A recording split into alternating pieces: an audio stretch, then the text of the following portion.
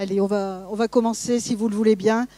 Bon, on voulait laisser arriver tout le monde pour que pendant la conférence, vous ne soyez pas dérangés, mais là, je pense qu'on a passé notre petit quart d'heure pono et on peut y aller. Voilà, en tout cas, bonjour et bienvenue à toutes et à tous. Merci de votre présence ce soir. Nous sommes très honorés d'accueillir Jacques Séguéla pour cette conférence.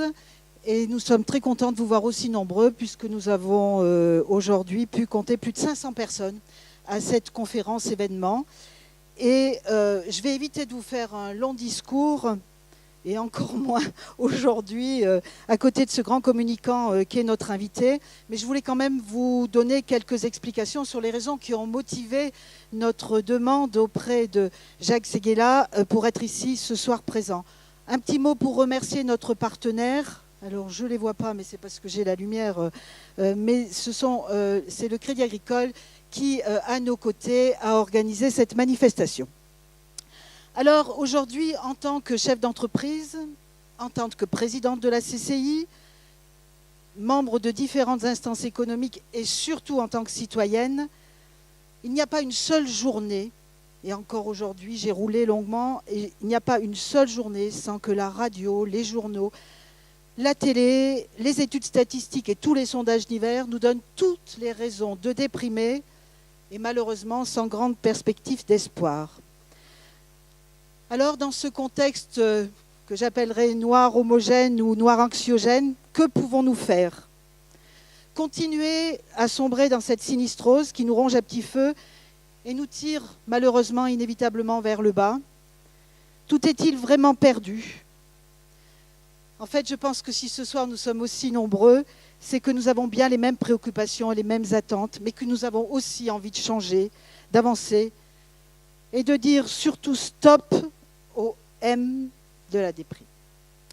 C'est pourquoi il y a quelques mois, lorsque nous avons découvert votre livre, et avec cet intitulé évocateur, un zeste provocateur, comme vous savez bien l'être, et je l'ai constaté tout à l'heure, nous nous sommes dit, mais c'est l'homme qu'il nous faut.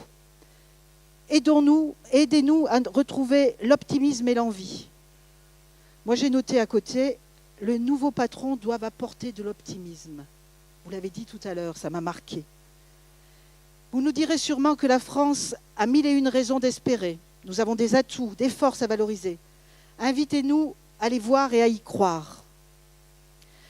Mais vous nous direz aussi qu'il va falloir changer, tourner la page d'un monde qui se meurt pour accueillir un monde nouveau. Vous avez parlé de ces générations de mutants. N'ayez pas peur, hein, c'est simplement les 18-30 ans, les mutants. Changer notre façon de penser, d'innover, de dépenser, d'échanger, de gouverner. On pourrait craindre le pire, faites-nous voir le meilleur.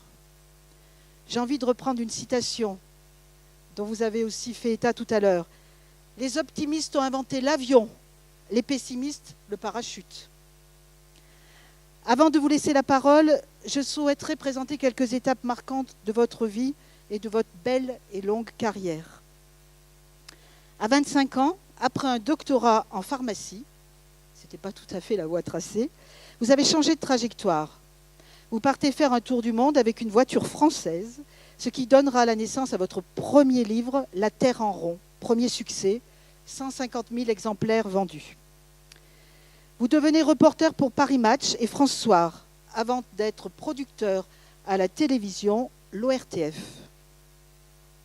En 1970, vous fondez l'agence de communication RSCG avec Bernard Roux, et c'est l'explosion, avec le lancement des produits libres de Carrefour, qu'on appellerait sans doute aujourd'hui la marque distributeur. S'enchaîneront Louis Vuitton, Le Printemps, Afflelou, Citroën, les chevrons sauvages de Citroën, rappelez-vous, Dunlop et la célèbre Love Tortue Test, Carte Noire, Oulit et Cestar, le Club Med, Air France, Apple, Microsoft et bien d'autres dont on a parlé aussi tout à l'heure.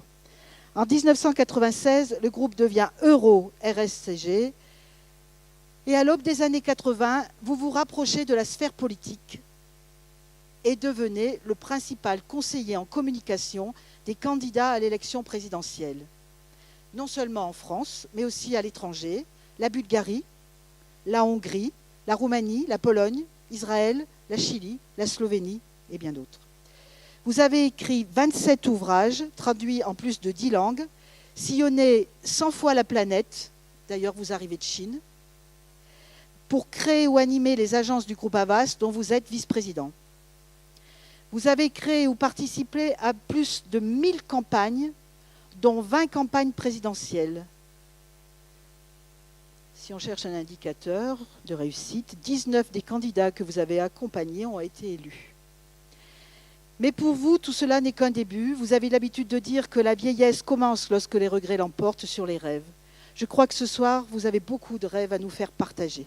En tout cas, merci d'avoir accepté de venir en Haute-Loire, à 3 heures de TGV et 1 heure de voiture. On a conversé là-dessus tout à l'heure. En tout cas, un grand merci d'avoir accepté de venir faire votre conférence devant des chefs d'entreprise de Haute-Loire.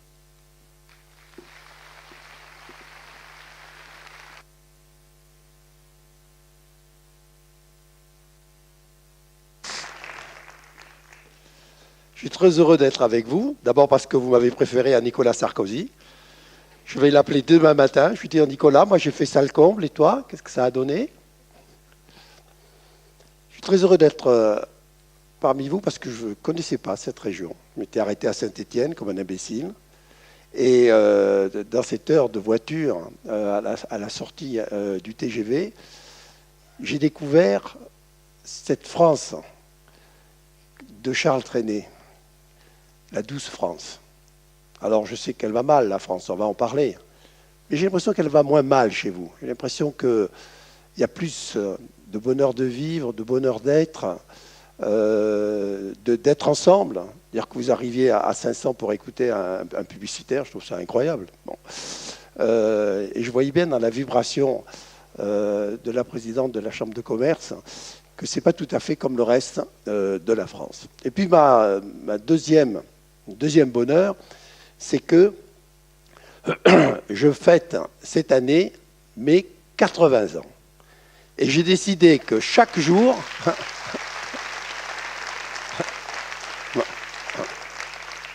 Et tout fonctionne. Hein. Et j'ai décidé que chaque jour, ce serait une fête. Et votre fête, votre fête d'aujourd'hui, c'est la mienne.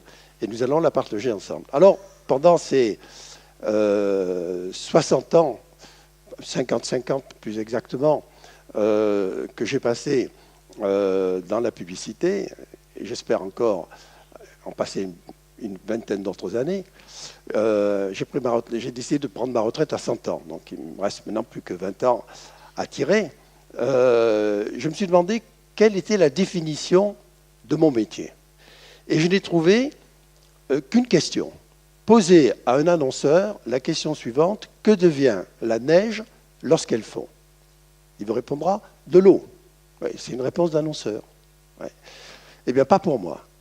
Pas pour un créatif, pas pour un publicitaire. Pour moi, lorsque la neige fond, elle devient le printemps. Et mon métier n'est rien d'autre que de transformer l'eau en printemps. Si vous prenez cette bouteille, c'est une bouteille d'eau. Bon, si je la tourne, c'est une bouteille d'Évian. La bouteille d'eau, quand elle s'appelle Christelle, elle vaut 1 euro. La bouteille d'Évian, elle vaut 3 euros. Ben, les 2 euros de différence, c'est la publicité que j'ai mis à l'intérieur de la bouteille. Parce que quand vous buvez un verre d'Évian, vous ne buvez pas de l'eau, vous buvez l'éternelle jeunesse. Car dans la bouteille, là, il y a des bébés. Comme le premier film que je vous ai amené. On l'envoie.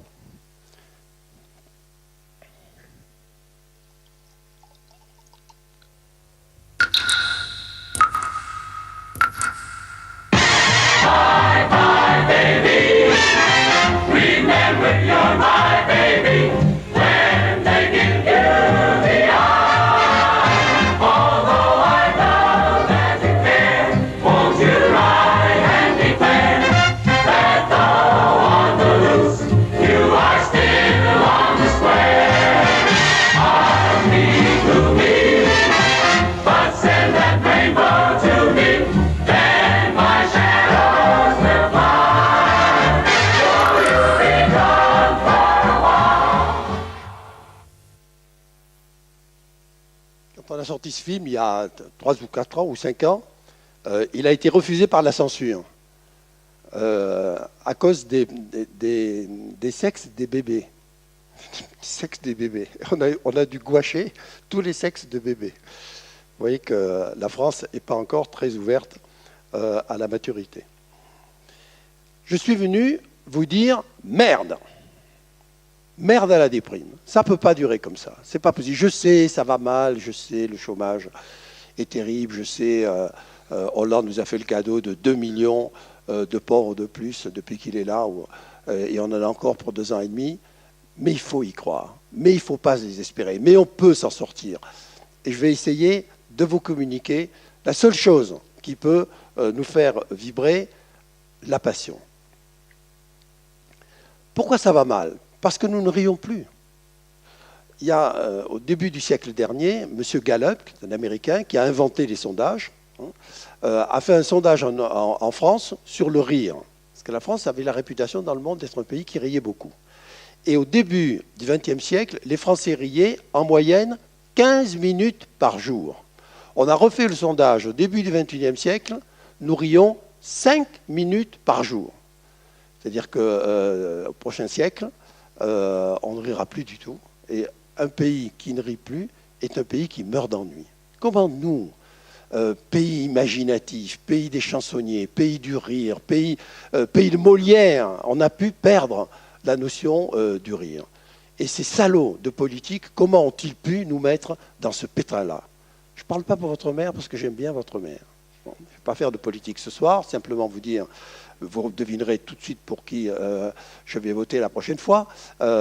Mais au-delà du fait qu'il soit de droite, mais il pourrait être de gauche, je pense que vous avez la chance d'avoir un maire qui est un homme d'État.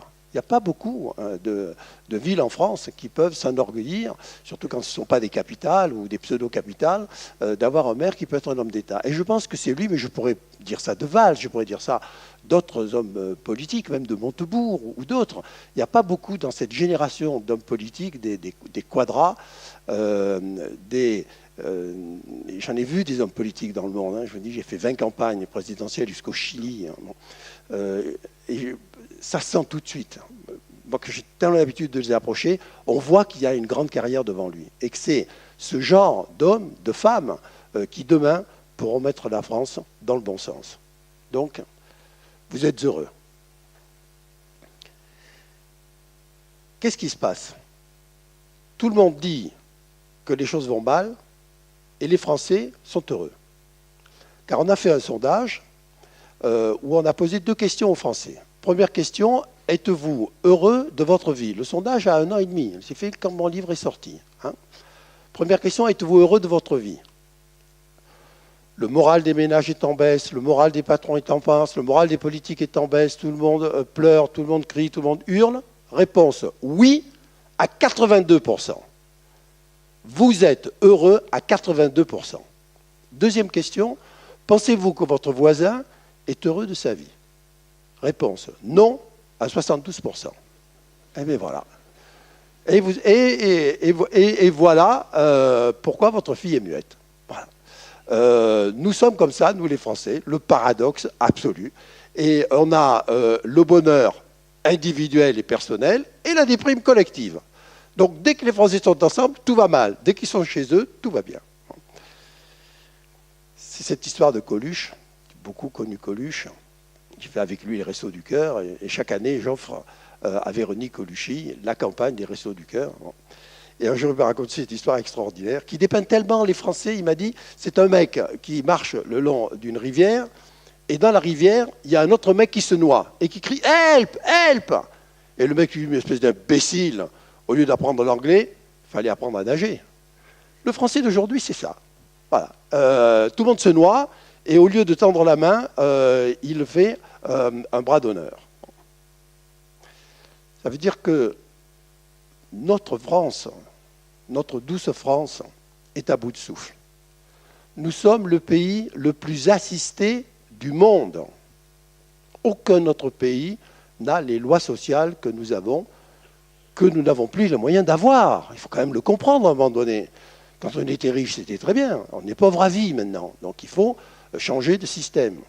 Nous sommes le pays le plus imposé du monde, nom de Dieu, de nom de Dieu. Quand est-ce qu'ils vont comprendre que ça paralyse tout? Que ça vous paralyse, vous, les chefs d'entreprise, mais que ça paralyse l'ensemble. Tous les autres pays d'Europe ont levé le pied sur les impôts, et ces imbéciles de politique, il faut qu'ils en remettent. Et on a un président qui, il y a 3 jours, nous dit il n'y aura plus d'impôts jusqu'à, que je ne sois plus là, il n'a pas osé le dire, mais enfin jusqu'à 2017. Et hier, il y a une nouvelle taxe qui tombe sur les résidences secondaires. Mais ça se tapait la tête contre les murs, se tapait la tête contre les murs. Et je ne parlerai pas de l'imposition qui va tomber, de la suppression d'imposition qui va tomber sur les chambres de commerce, qui est un autre scandale, nom de nom. Comment, si on reprend en permanence aux entreprises l'argent qu'on leur a donné par tous les moyens possibles, c'est du vol. La main qui donne et la main qui reprend, c'est la main du serpent. Il faut se battre contre ça. Il ne faut pas rester inerte. Nous sommes le pays le plus fonctionnalisé du monde. Bon. Ça ne peut pas durer. Moralité, nous sommes le pays le plus déprimé du monde. Il y a un sondage qui sort chaque année où on pose à 100 pays du monde une dizaine de questions. Et la dernière question est: dans quel pays aimeriez-vous vivre si ce n'était pas chez vous? La réponse de 99 pays sur 100 est la France. Mais pas le dernier. Le dernier a dit non, pas moi. Moi, ce n'est pas la France. Et qui est le dernier? La France.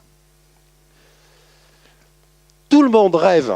J'arrive de Chine, ils ne me parlaient que de ça, les Chinois. Mais quel beau pays, mais on veut aller en France, mais on aime la France, etc. On veut faire des affaires avec vous, on déteste les Anglais, on envoie les Japonais, les Coréens et les Américains, et on veut que tout se passe avec vous.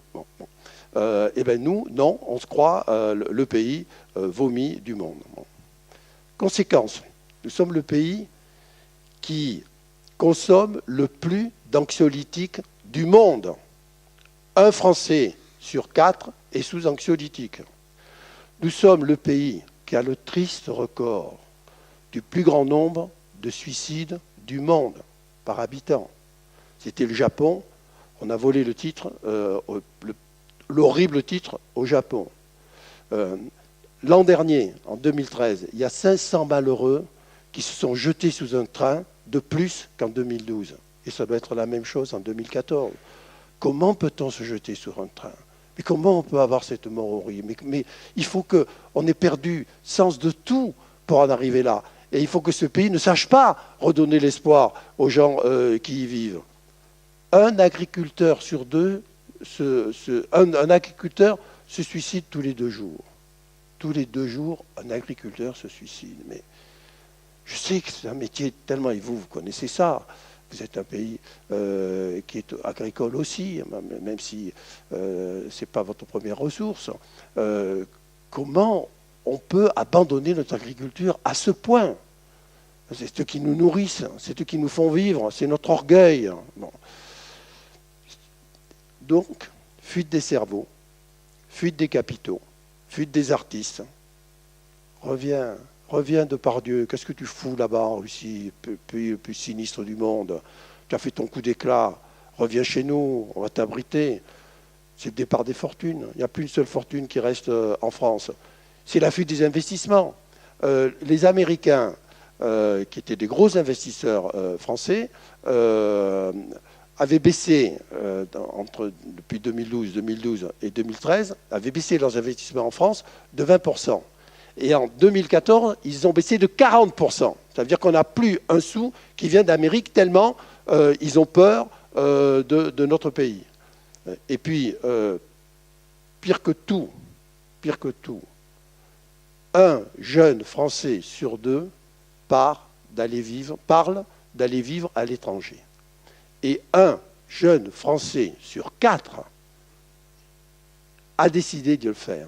Je ne dis pas qu'il va le faire, mais c'est dans ses intentions. C'est ce que je ne pardonne pas. Moi, j'ai 5 gosses. Je suis le seul publicitaire qui a 5 enfants de la même femme. Ils ont beaucoup d'écart, parce que mon fils est né à 35 ans, mes jumelles ont 15 ans. Je ne pardonnerai pas à Hollande qu'un de mes gosses se tire à l'étranger. Si c'est ça, je vais l'étrangler de mes propres mains. Comment on peut laisser partir nos gosses? Alors, qui partent pendant 2 ans, 3 ans, voir le monde, travailler ailleurs, oui, oui, mais s'installer, dire je ne veux pas vivre en France, je préfère le Canada, l'Amérique ou la Chine, c'est intolérable. C'est la fuite de notre sang.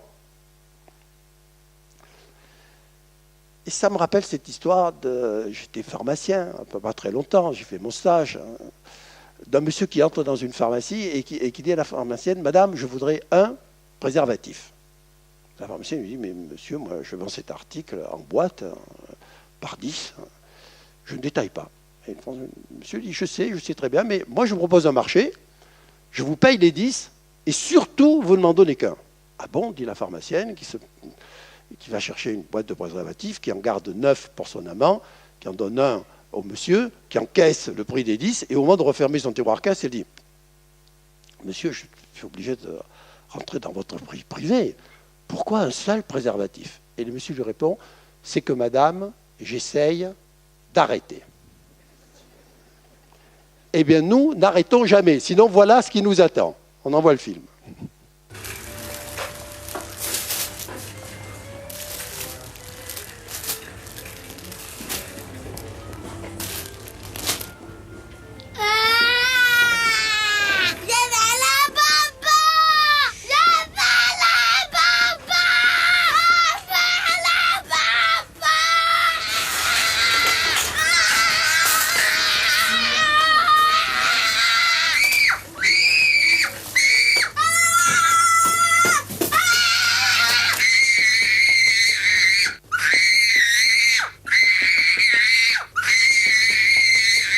Zazu Condoms.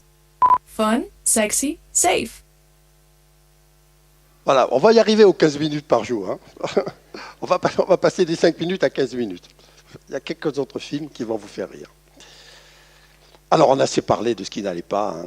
Merde à la déprime, parlons de ce qui va bien. Il y a 5 antidotes à la déprime. Il y en a beaucoup d'autres, mais voilà mes 5 à moi. La première, c'est l'optimisme. Ben, c'est aussi bête que ça. La seule façon de ne pas être pessimiste, c'est d'être optimiste. Et comme le disait la présidente, les optimistes ont inventé l'avion, les pessimistes ont inventé le parachute. Nom de Dieu, on fait les plus beaux avions du monde. Pourquoi on ne reste pas dans l'avion? Pourquoi on a besoin de sauter en parachute dans la gadoue, dans la merde des scandales, de tout ce qui se passe? Restons là-haut, restons là-haut. Allons plus loin, plus haut, plus vite. Soyons des aigles. Prévert disait, il y a ceux qui croient croire, et ceux qui croient. Nous sommes un peuple de corbeaux. Nous étions des aigles, Napoléon. Nous étions des colombes, Picasso. Nous devenons des oiseaux noirs. Il faut que ça nous sorte de la tête. Alors, il y a la dépression économique. Bon, on n'y peut rien. Je ne critiquerai pas les banquiers, mais enfin, je ne sais pas comment vous allez pouvoir dormir ce soir. Bon, parce que c'est quand même eux qui nous ont mis dans la merde. C'est les banquiers américains. Mais enfin, tout ça, c'est quand même la même famille. Bon, je vais m'arrêter là. En plus, c'est mon client est dans la salle. Donc, je ne l'ai pas encore perdu, mais ça va finir comme ça. Bon. Il y a la dépression économique, il y a la dépression politique, il y a la dépression sociologique, mais il y a la pire des dépressions, c'est la dépression nerveuse. C'est nous. Il ne faut pas rajouter à ces différentes crises la crise de foi. La crise de foi, on en meurt. Il faut se soigner. Et la déprime, ça se soigne. Pourquoi nous sommes en dépression nerveuse? Parce que nous sommes fils de Voltaire. Et donc nous avons l'esprit critique.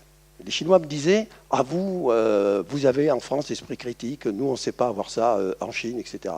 Mais l'esprit critique, c'est ce qui fait notre talent, notre charme, notre intelligence. Mais dès que les choses vont mal, l'esprit critique devient doute. Vous avez vu comme les Français doutent tout de suite de tout? Le doute devient peur. La peur devient violence. La violence devient révolte. La révolte devient révolution. Et ça s'est passé comme ça en 89, et ça s'est passé comme ça en 68. Et faisons gaffe que ça ne se passe pas comme ça en 2015 ou en 2016. Parce que ça, ce n'est pas la meilleure façon de sortir de la crise. Et si on continue à broyer du noir en permanence, ça va arriver. Parce qu'aujourd'hui, la révolte, elle est partout. Mais la révolte, elle est par secte. elle est par profession, par corporatisme. Les gens, il y a tous les jours une manifestation, il y en a même plusieurs en France, mais segmentée. Mais tout ça ne fait que des révoltés. Donc nous sommes un pays de révoltés. Et imaginez un jour qu'il y ait une flamme qui enflamme le tout et qu'il y ait 3 millions de personnes dans la rue. Et c'est pour ça que nous devons lutter contre ça, même si on ne partage pas les idées du gouvernement actuel, on ne peut pas souhaiter ça. Et puis, nous sommes fils de 89 et de 68, nous sommes libertaires.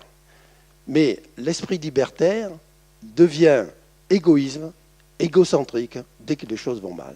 Et regardez comme la France s'est repliée sur elle-même, a fermé les portes, s'isole, ne se parle plus, ne se côtoie plus.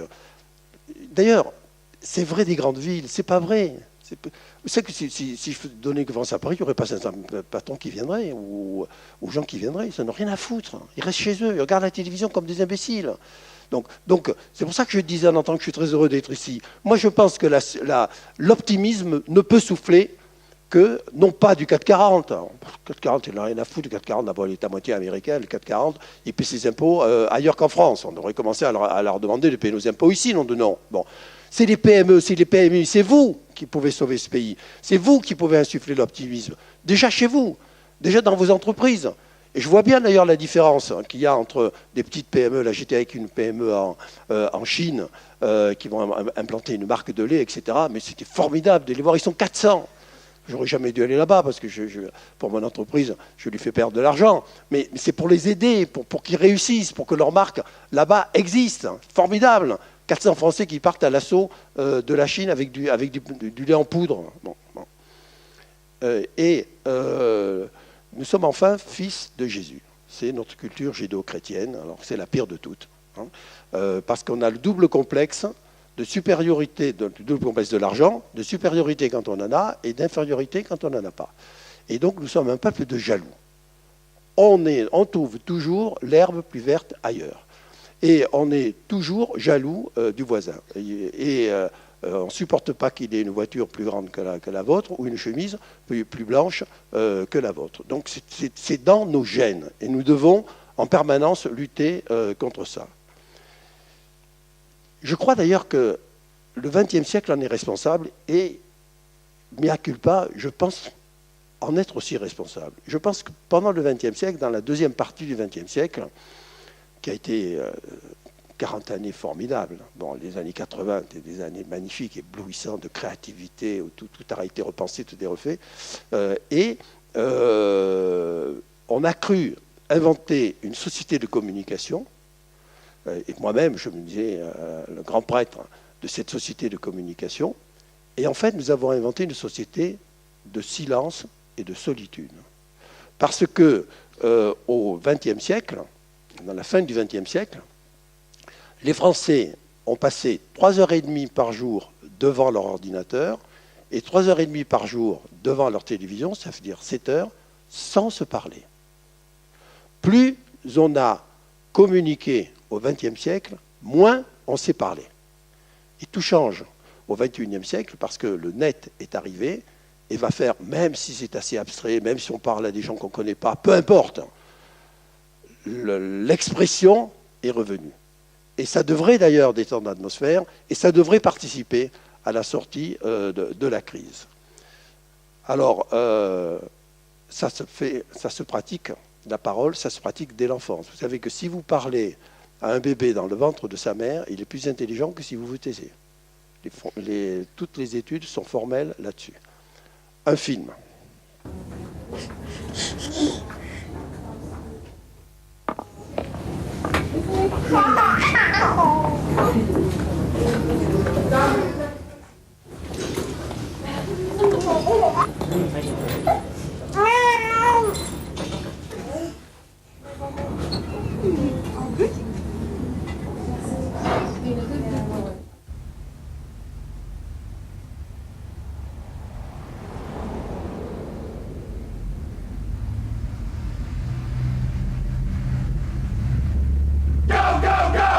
Onsteboard.nl, de internationale carrière-site.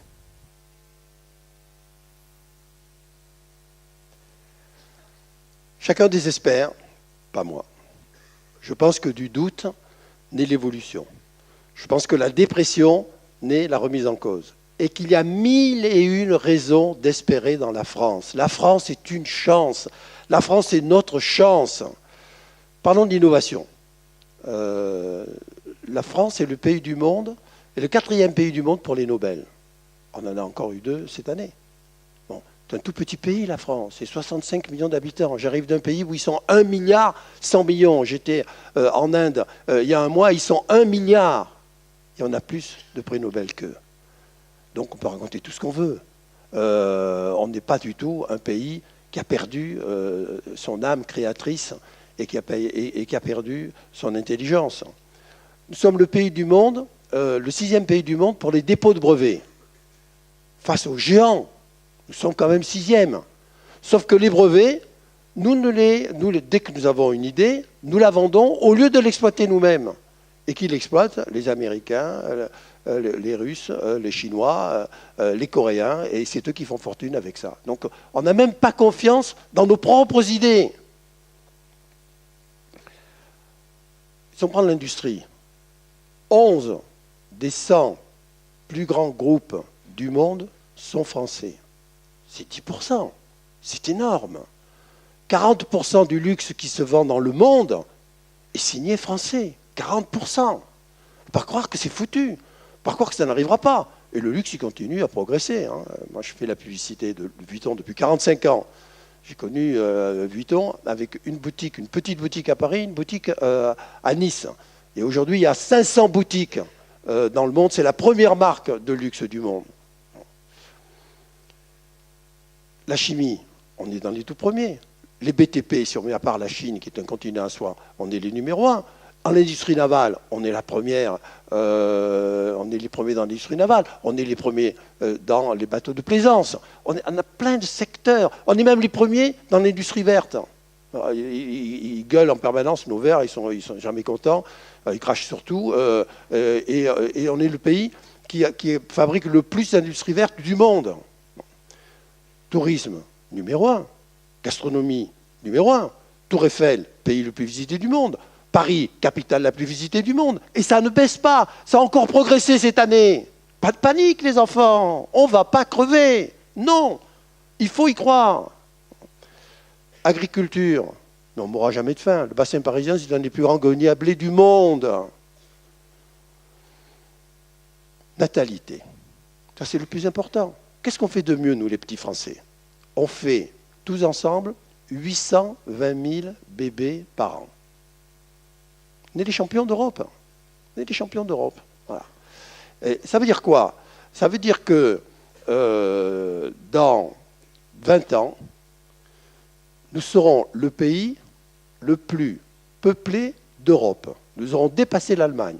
Parce que nous, on a une croissance entre 1,8 et 2,2. On tient 2,2. Alors maintenant, ils veulent supprimer les aides aux familles. Alors, là, il faut les tuer, quoi. Ils veulent même tuer nos enfants à venir. Bon. J'espère que ça ne passera jamais. Bon, mais nous, on est proche de 2 et l'Allemagne est à 1. Donc, mine de rien, année après année, ça s'étire et on va les doubler. Ça veut dire que dans 20 ans, au plus tard 30 ans, on sera le premier pays d'Europe par la population et donc le premier pays d'Europe, parce que ce sont toujours les pays les plus peuplés qui sont les premiers. Mieux que ça, quelle sera la langue la plus parlée en 2050 ? Vous allez me dire l'anglais, vous allez me dire l'espagnol, vous allez me dire le chinois. Pas du tout. Le français. Le français sera la langue la plus parlée là, dans 35 ans, demain, les jeunes qui sont là le verront. C'est inéluctable. Pourquoi? Parce que d'abord, nous serons le premier pays d'Europe, enfin, ça sera une goutte d'eau, mais surtout l'Afrique, qui aujourd'hui compte 1 milliard d'habitants. En 2050, sera passé à 2 milliards d'habitants. Et à la fin du siècle, sera passé à 4 milliards d'habitants. Un bébé sur 2 naîtra en Afrique à la fin du siècle. Et la moitié de l'Afrique est francophone. Et comme des imbéciles, au lieu de tout faire pour continuer la francophonie, pour les aider, pour les aimer, pour apprendre gratuitement à tous les Africains à parler français s'ils ne le parlent pas, pour se déployer là-bas, c'est le premier ministère qu'il faudrait, c'est celui-là, c'est celui de notre survie. Bon, on ne fait rien, la francophonie, tout le monde s'en fout, elle n'a pas un sou pour arriver à faire les choses. Mais qu'on le veuille ou pas, le français sera la langue la plus parlée du monde. Pourquoi l'Amérique a-t-elle réussi à ce point? Parce qu'elle a imposé sa langue. Et on va les taper au poteau. C'est pourquoi il faut y croire. Et puis, l'innovation. Au XXe siècle, les Français ont tout inventé du XXe siècle. On a inventé, c'était le siècle d'avant, Denis Papin, la machine à vapeur. C'est la machine à vapeur qui a permis aux Français d'inventer la voiture. Puis on a inventé l'avion, Clément Ader. Puis on a inventé la photo, les frères Nips. Puis on a inventé le cinéma, les frères Lumière. On a inventé le cinéma publicitaire. C'est d'ailleurs un Français qui a inventé la publicité, Charles Havas, a inventé la publicité il y a 175 ans. C'est pour ça que moi j'ai voulu débaptiser ma propre marque qui était RSCG, j'étais le S de RSCG, pour s'appeler Havas, parce que c'est un Français qui a inventé la pub, nom de nom, c'est pas les Américains. On a inventé la pub 20 ans avant eux. Chaque fois on oublie tout ça. Il n'y a même pas un Français qui sait qu'on est l'inventeur de la publicité, il n'y a même pas un publicitaire français qui le sait. C'est quand même hallucinant. Et puis, au XXIe siècle, on a peur. On a peur d'oser, on est paralysé. Je ne redis pas du mal des banques. Enfin, je raconte quand même l'histoire de Steve Jobs. Steve Jobs a 16 ans, 16 ans et demi, et dans son garage, il invente l'ordinateur portable avec un de ses copains qui s'appelait Wozniak. Il sortait la Volkswagen, la coccinelle de ses parents, et dès qu'il rentrait de cours, il travaillait là-dessus. Et quand son ordinateur marche, il téléphone au banquier de son père et il lui dit, voilà, j'ai inventé un ordinateur portable, j'ai besoin de vous voir pour vous demander 10 000 $. Et le banquier lui dit, j'ai pas le temps de te recevoir, je t'envoie 10 000 $. Je t'envoie 10 000 $. Je t'envoie 10 000 $. Quel est le banquier français qui, au téléphone, va envoyer 10 000 $ à un gosse de 16 ans? C'est pour ça que ça ne peut pas marcher. Mais non, il faut qu'ils comprennent ça. Il faut qu'ils osent, il faut qu'ils fassent confiance à l'innovation, il faut qu'ils fassent confiance à la passion, il faut qu'ils fassent confiance à la jeunesse. La dernière fortune américaine, parce que les idées, c'est les plus simples, sont les meilleures. Moi, elle me ravit. C'est un monsieur qui frappe à la porte d'un fabricant de sparadrap et qui dit « Je voudrais que vous me livriez 10 000 rouleaux de sparadrap noirs. » Et le fabricant de sparadrap lui dit « Vous savez, monsieur, je ne veux pas me mêler de votre business, mais nous, on a essayé toutes les couleurs de sparadrap. Il n'y en a qu'un qui marche, c'est le rose. » Bon. Et le monsieur lui dit « Je comprends bien, mais regardez-moi, moi, je suis noir. Et donc, je pense que le noir, ça peut marcher. » Le monsieur dit « Écoutez, je n'y crois pas, mais vous aurez vos 10 000 rouleaux de sparadrap noir, vous payez d'avance. » Le monsieur paye d'avance, et il a fait fortune, parce que les noirs se sont mis à mettre du sparadrap noir, et aussi ces cons de blanc, parce que c'était devenu à la mode. Les idées les plus simples sont les meilleures. Et c'est pour ça que nous devons, nous, retrouver notre slogan, on n'a pas de pétrole, mais on a des idées, et vive le Made in France.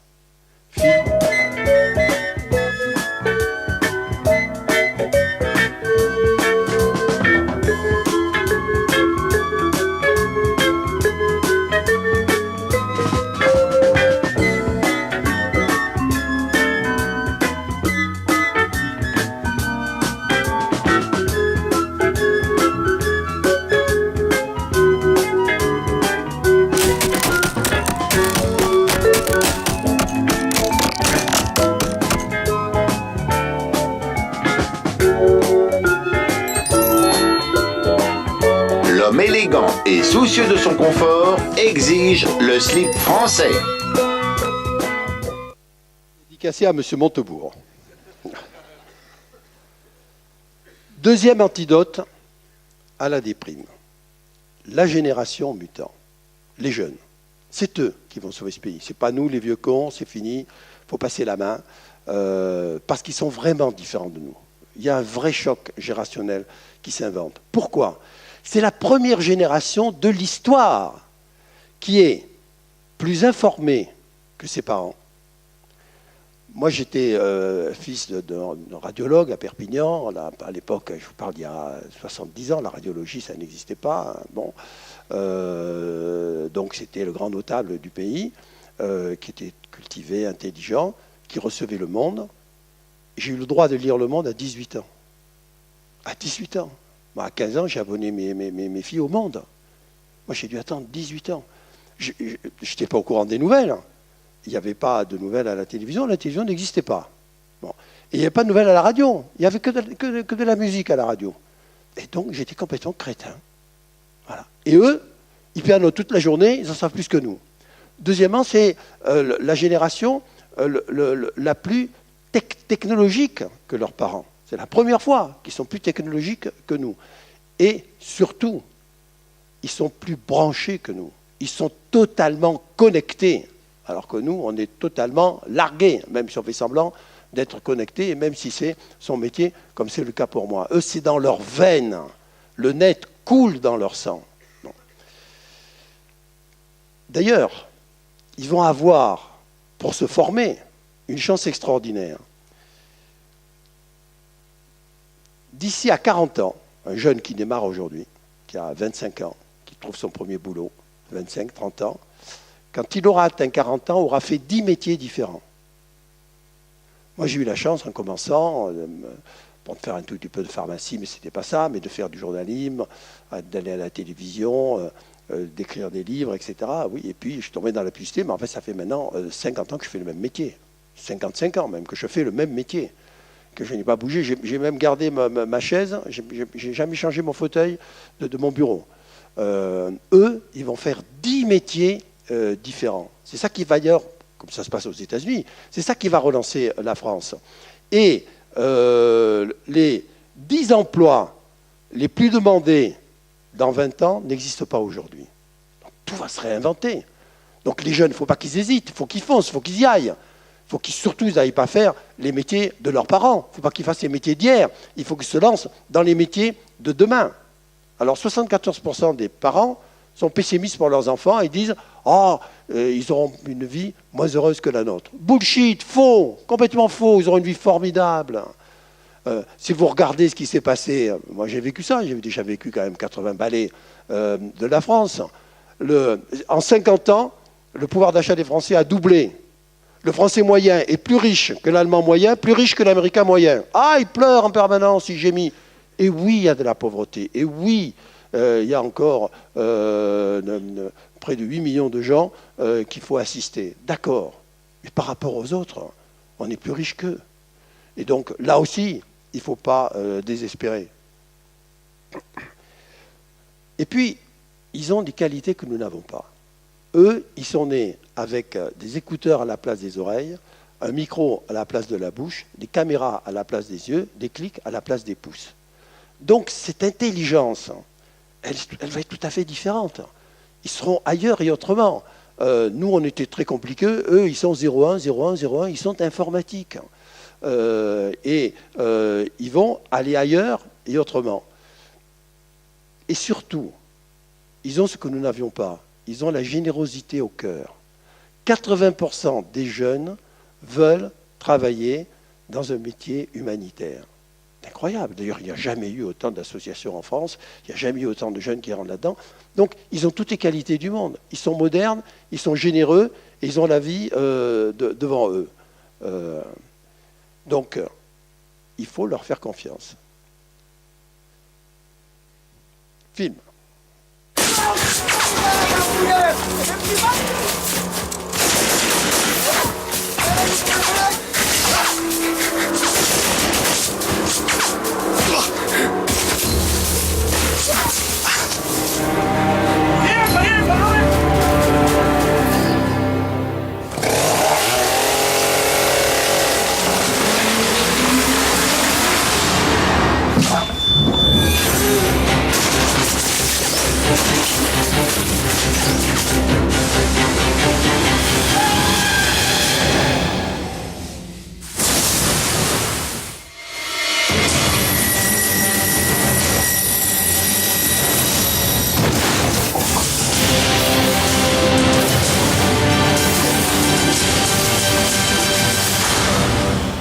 embarqué dans un camion livraison. Et puis j'ai atterri ici. Oh, c'est incroyable. Hein? T'entends ça, chérie? Ben oui, c'est fou. Enfin, quand je dis leur faire confiance, les maris ne doivent pas leur faire confiance. Mais la vie peut leur faire confiance.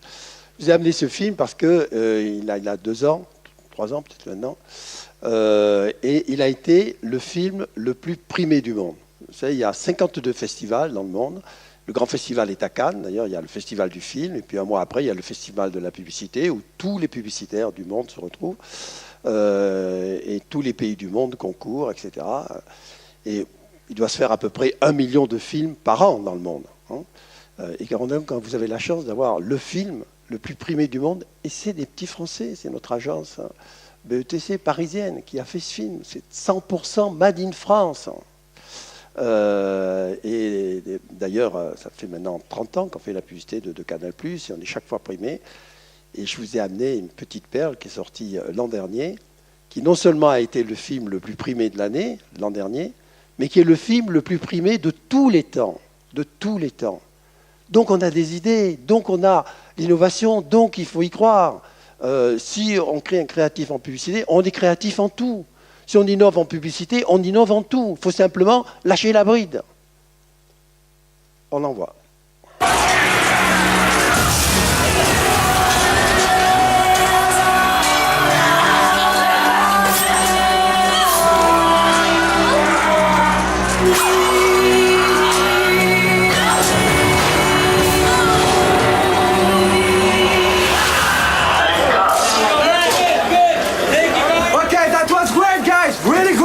The fire should be higher. You were amazing. Let's do another one. D'où vient ma passion pour le cinéma? Like an explosion. Boom. Je crois que j'ai toujours aimé le cinéma. Le travail avec les acteurs. I know. And after, les effets spéciaux. can add some explosion. Yeah, more explosions. That's always good. He is an amazing director. Very sensitive. I don't give a shit! La mise en scène. A wide shot like that. Castle burning, we like that. Everybody screaming, lot of blood, boom, explosion. Le scénario. Sorry, we're ready. Yeah, come on. La musique. En fait, j'aime tout dans le cinéma. Vous savez, j'ai vu tellement de grands films sur Canal+, qu'un jour je me suis dit, pourquoi pas moi?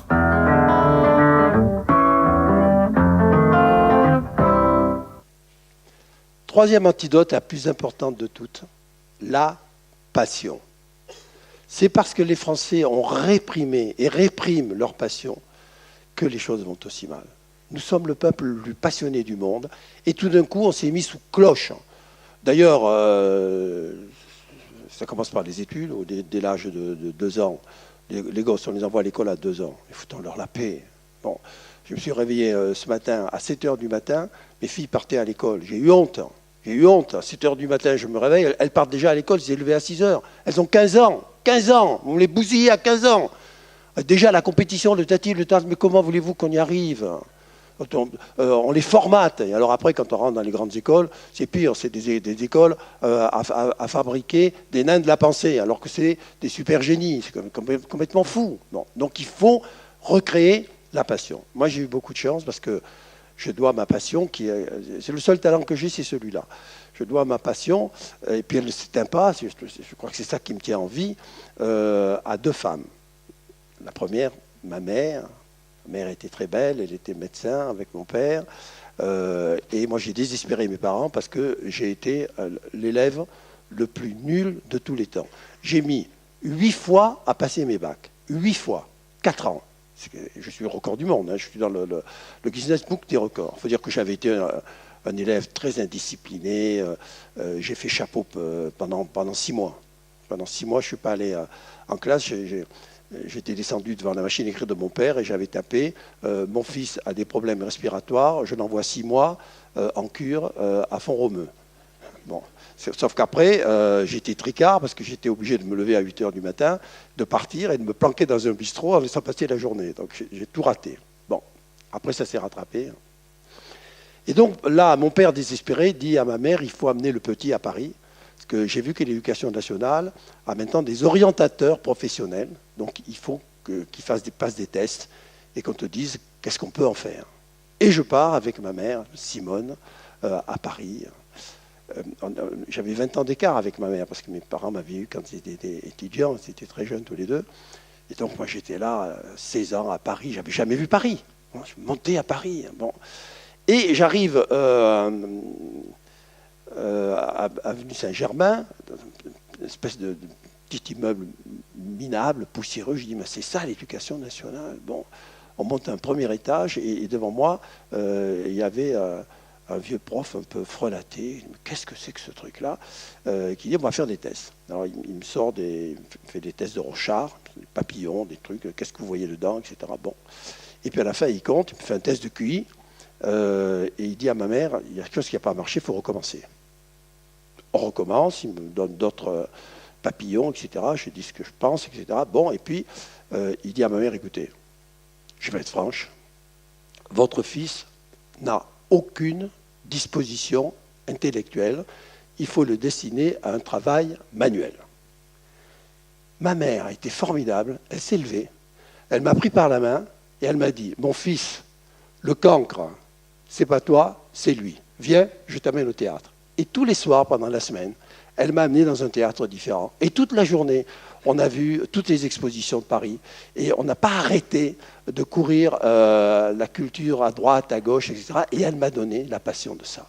Je lui dois ça. Et chaque fois que je me sens nul, ou qu'on me traite de nul, et que je le mérite, je me dis, je n'ai rien à foutre. Le nul, c'est lui, c'est pas toi.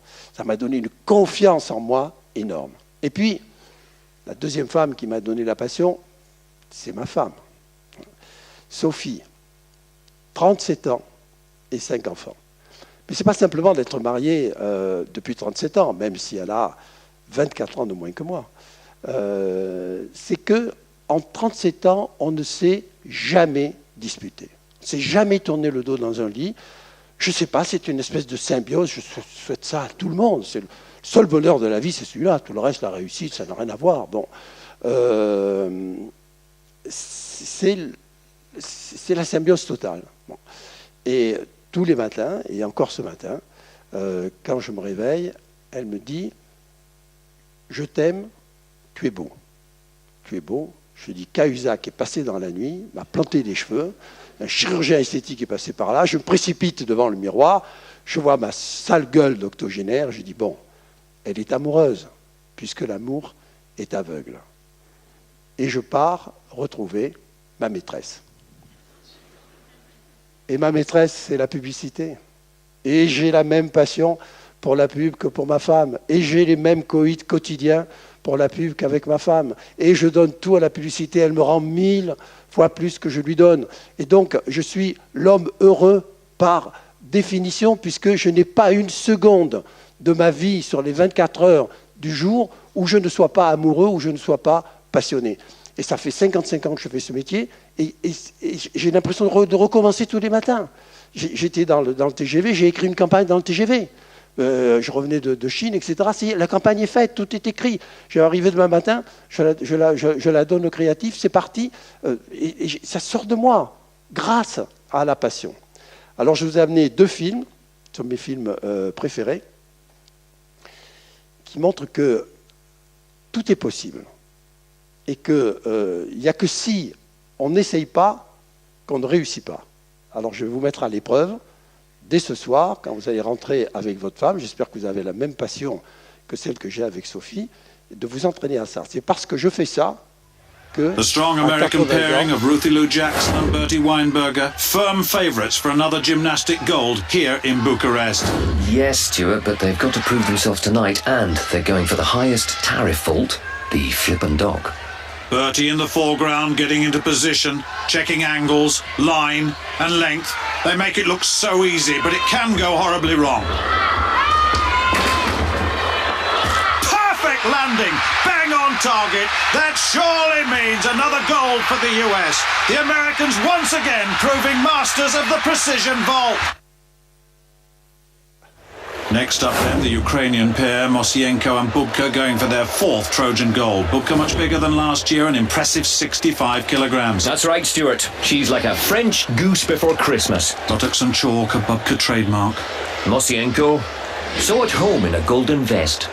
But will he go home with a golden medal? There's the spread.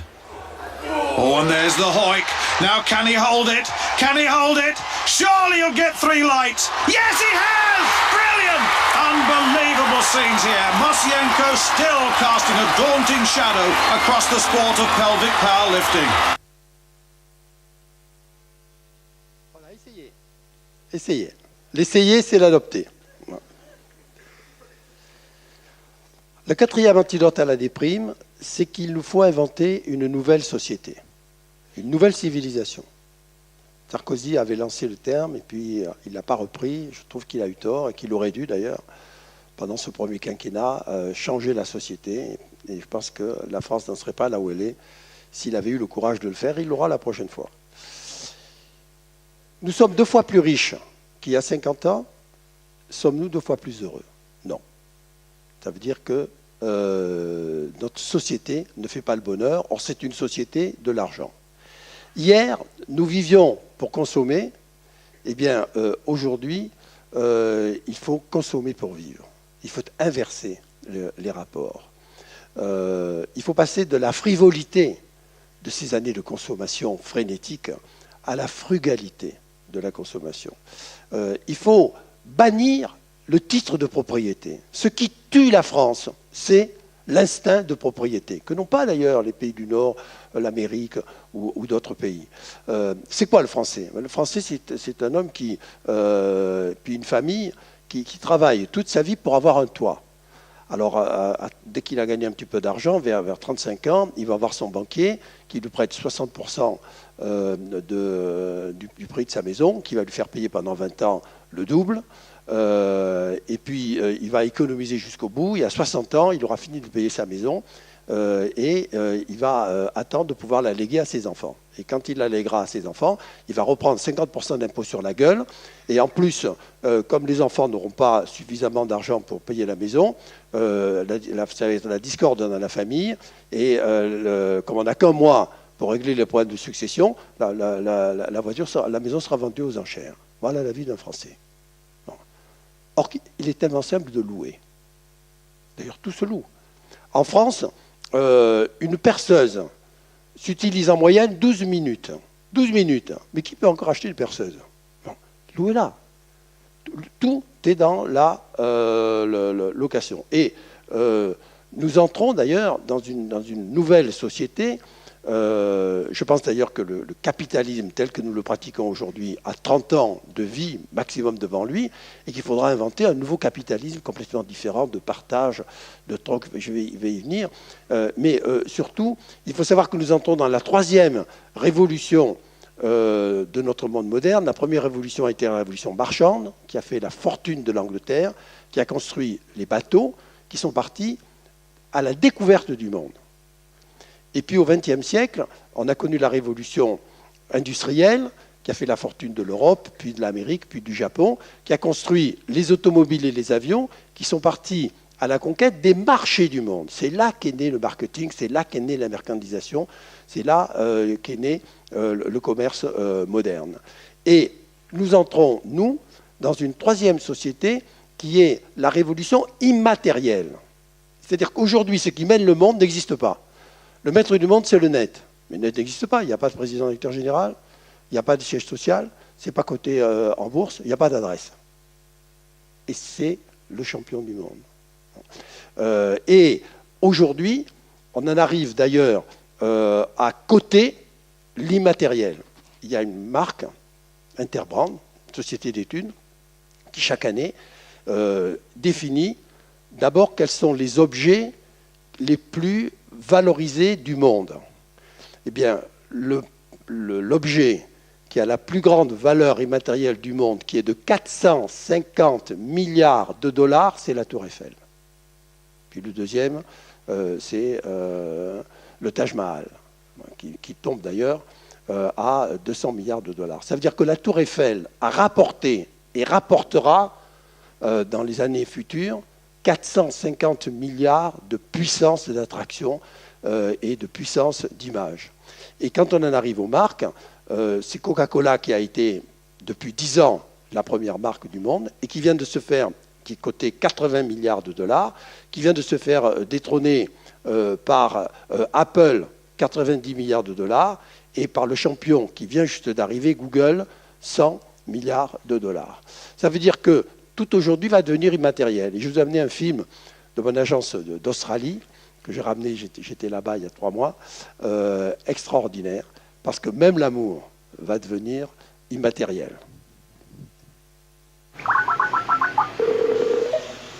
Oh, baby. Hey, baby. What's happening? Oh, I missed you. I miss you too. I want to touch you. I want to touch you too. I really want to touch you, hey. Do it. Do it? Do it. You're not going to know where it comes from. Oh, no.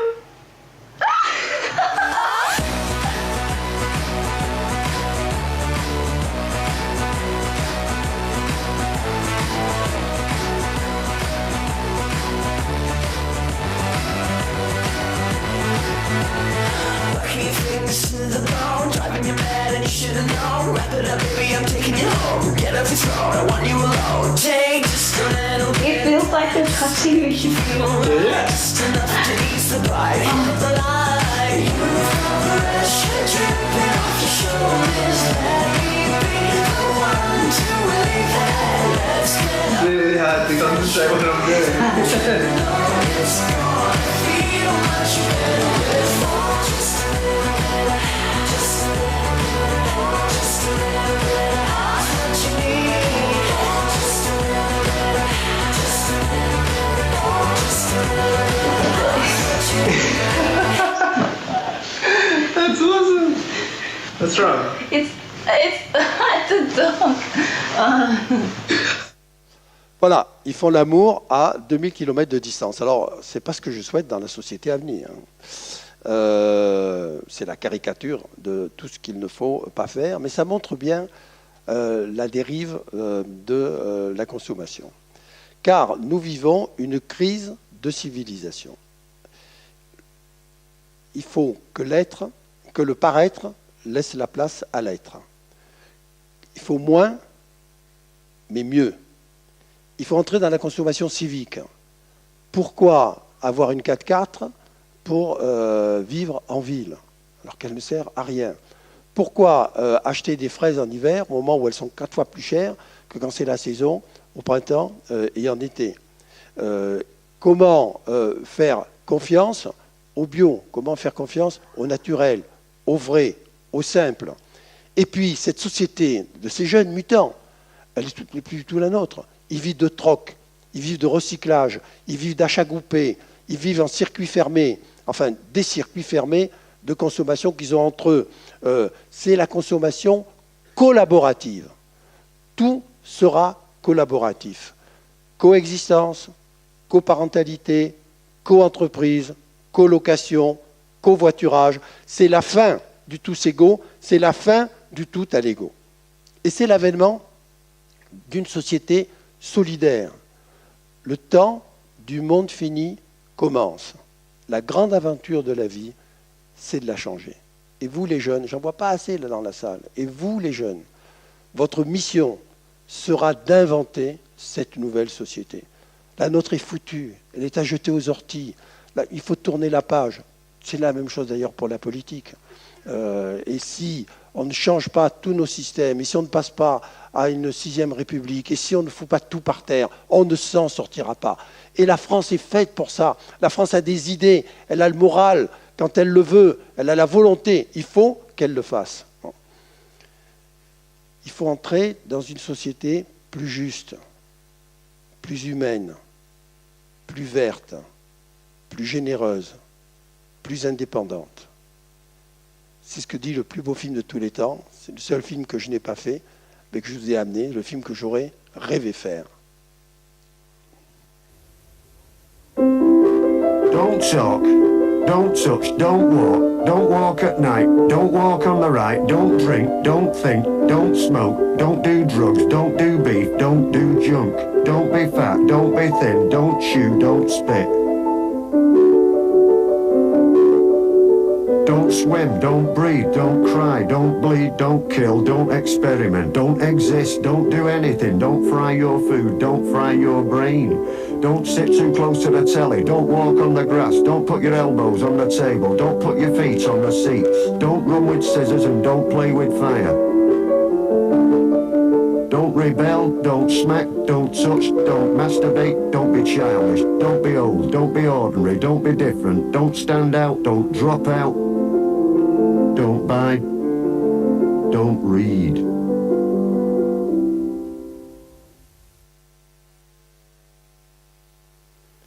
Et j'en arrive à la dernière, au dernier des antidotes. Qui peut sauver le monde? La femme. Il n'y en a pas aussi assez dans cette salle. Pourquoi? Parce que les 20 siècles qui sont écoulés de notre âge moderne ont été confiés à des hommes. Car ce sont les valeurs masculines qui ont mené le monde. C'est normal, on arrivait de l'homme de Cro-Magnon, il fallait bien qu'il ait une massue pour défendre sa famille, puis après il fallait qu'il protège son village, puis qu'il protège sa région, puis qu'il protège son pays, puis qu'il protège son continent. Autrement dit, les valeurs viriles ont été basées sur le muscle, sur la puissance, sur la domination, sur la compétition. L'homme donne la mort, c'est la guerre. La femme donne l'amour, c'est l'enfantement. Voulons-nous un monde futur de guerre, de mort, ou un monde futur d'amour et d'enfants? Tout le problème est là. Tant que nous ne comprendrons pas qu'il est fondamental pour la société que les valeurs féminines viennent s'ajouter aux valeurs masculines pour créer un tout masculin-féminin, nous ne pourrons pas changer la France. Qu'est-ce qu'elles ont les femmes de plus que nous? Mais c'est qu'elles ont la tolérance, elles ont le partage, elles ont l'écoute, elles ont la ténacité, elles ont toutes les valeurs de la maternité, la douceur, la tendresse. Et pourquoi nous privons-nous de ces valeurs-là? Nous sommes hémiplégiques. Depuis 20 siècles, on marche sur une jambe. Mettons-nous sur 2 jambes. On est le 40e pays du monde pour l'équité. Ils parlent tous d'équité, ils ne la font pas. Hollande qui parle d'équité, moi président, il n'y a que 35% de femmes à l'Élysée. Pourquoi c'est un lieu de mecs? Alors après on s'étonne que Jouyet déconne et raconte n'importe quoi. Mettez un peu des femmes au pouvoir. Bon. Et dans les entreprises, les conseils d'administration, nous les premiers d'ailleurs, on n'est pas plus reluisants que les autres. Pourquoi il n'y a pas 50% des femmes? Déjà la loi demande 40%. Nous on est à 22% et la moyenne est à 18%. Etc. etc. Nous sommes le 40e, je vous dis, le 40e pays du monde dans l'équité. C'est pas normal. Nous qui sommes le pays des femmes, nous qui sommes le pays de l'amour, nous qui sommes le pays de la nouveauté, de la modernité, comment on ne marche pas plus en avant? Et ce n'est que dans cette réunion des deux forces contraires, opposées, de la domination d'un côté et de la tendresse, de l'écoute et du partage de l'autre, que nous arriverons. Bon. J'ai dit 40e, je regarde mes notes, on est 46e. Derrière le Sri Lanka et la Namibie. La Namibie a mis les femmes au pouvoir et pas nous. La Namibie. Bon. Donc, vous les femmes, vous êtes l'avenir de ce pays. Prenez-vous en main, bougez, et on ne peut faire confiance qu'à vous si l'on veut que son change de siècle. Mais pour ça, il faut que l'homme comprenne qu'il faut donner le pouvoir aux femmes. Et d'abord, le pouvoir de la séduction. Alors, je vous ai amené beaucoup de films, et j'ai voulu garder pour la fin le film qui, pour moi, est le plus beau que j'ai pu faire. J'ai travaillé de près ou de loin, j'ai créé moi-même, où j'ai dirigé la création, où j'ai supervisé plus de 1000 campagnes dans ma vie. Et puis il y en a une qui s'est faite comme ça en une nuit, c'était à Rio de Janeiro, non c'était à Sao Paulo, il y a 3 ou 4 ans, j'arrive à l'agence de Sao Paulo, on avait une présentation le lendemain, Et il me montre ce qu'il y avait. Je lui dis, mais écoutez, c'est nul, les enfants. On ne peut pas aller voir notre annonceur avec ça, il faut avoir une idée. Il y avait une jeune directrice artistique qui était belle à croquer. J'ai dû m'accrocher pour ne pas tromper ma femme. Et je lui ai dit, écoute, on reste tous les deux. Donnez-nous la nuit. On va vous faire le film pour demain. Mais il fallait que le film soit réalisé, parce que c'était la vente définitive. Alors j'ai essayé d'avoir une idée qui était la moins chère du monde. D'ailleurs, le film a coûté 0 €. Les films que vous avez vus, il y en a qui coûtent 1 million, 2 millions d'euros pour 30 secondes. 2 millions d'euros. Celui-là a coûté 0 €. Et il a coûté 0 € parce que j'ai écrit les textes, elle a fait la mise en page, et c'est elle qui a fait la voix off. On l'envoie.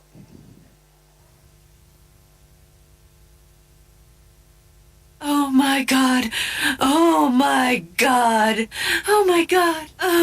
If you stop, I'll kill you. If you stop, I'll sue you. Oh baby. Oh baby. Oh baby. I'm coming. I'm coming. Oh, it hurts. Oh, it hurts. Oh, it's delicious, delicious. Now, now, now. Don't stop. Don't stop.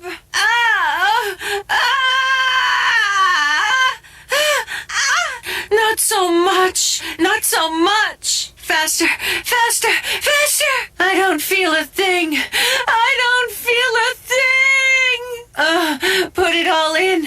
Put it all in my name.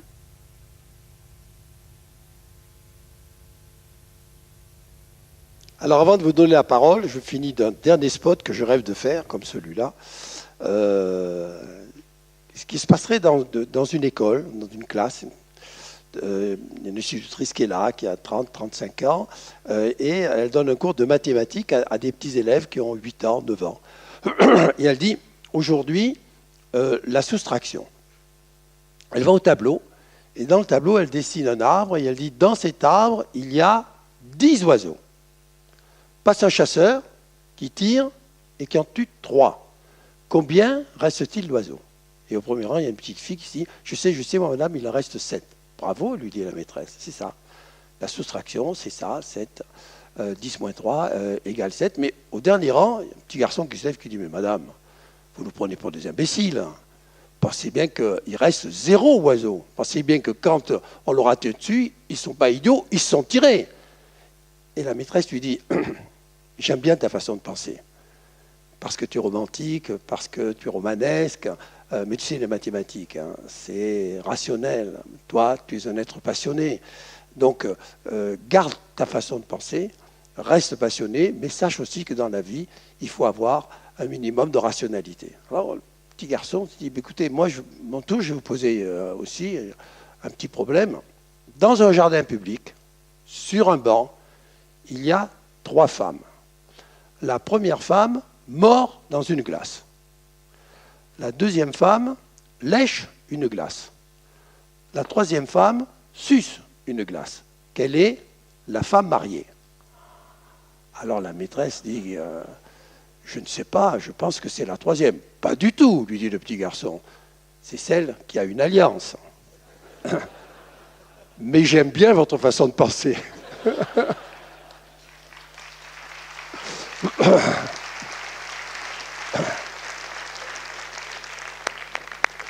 Alors, les questions. Madame la Présidente, forcez les convives à la question.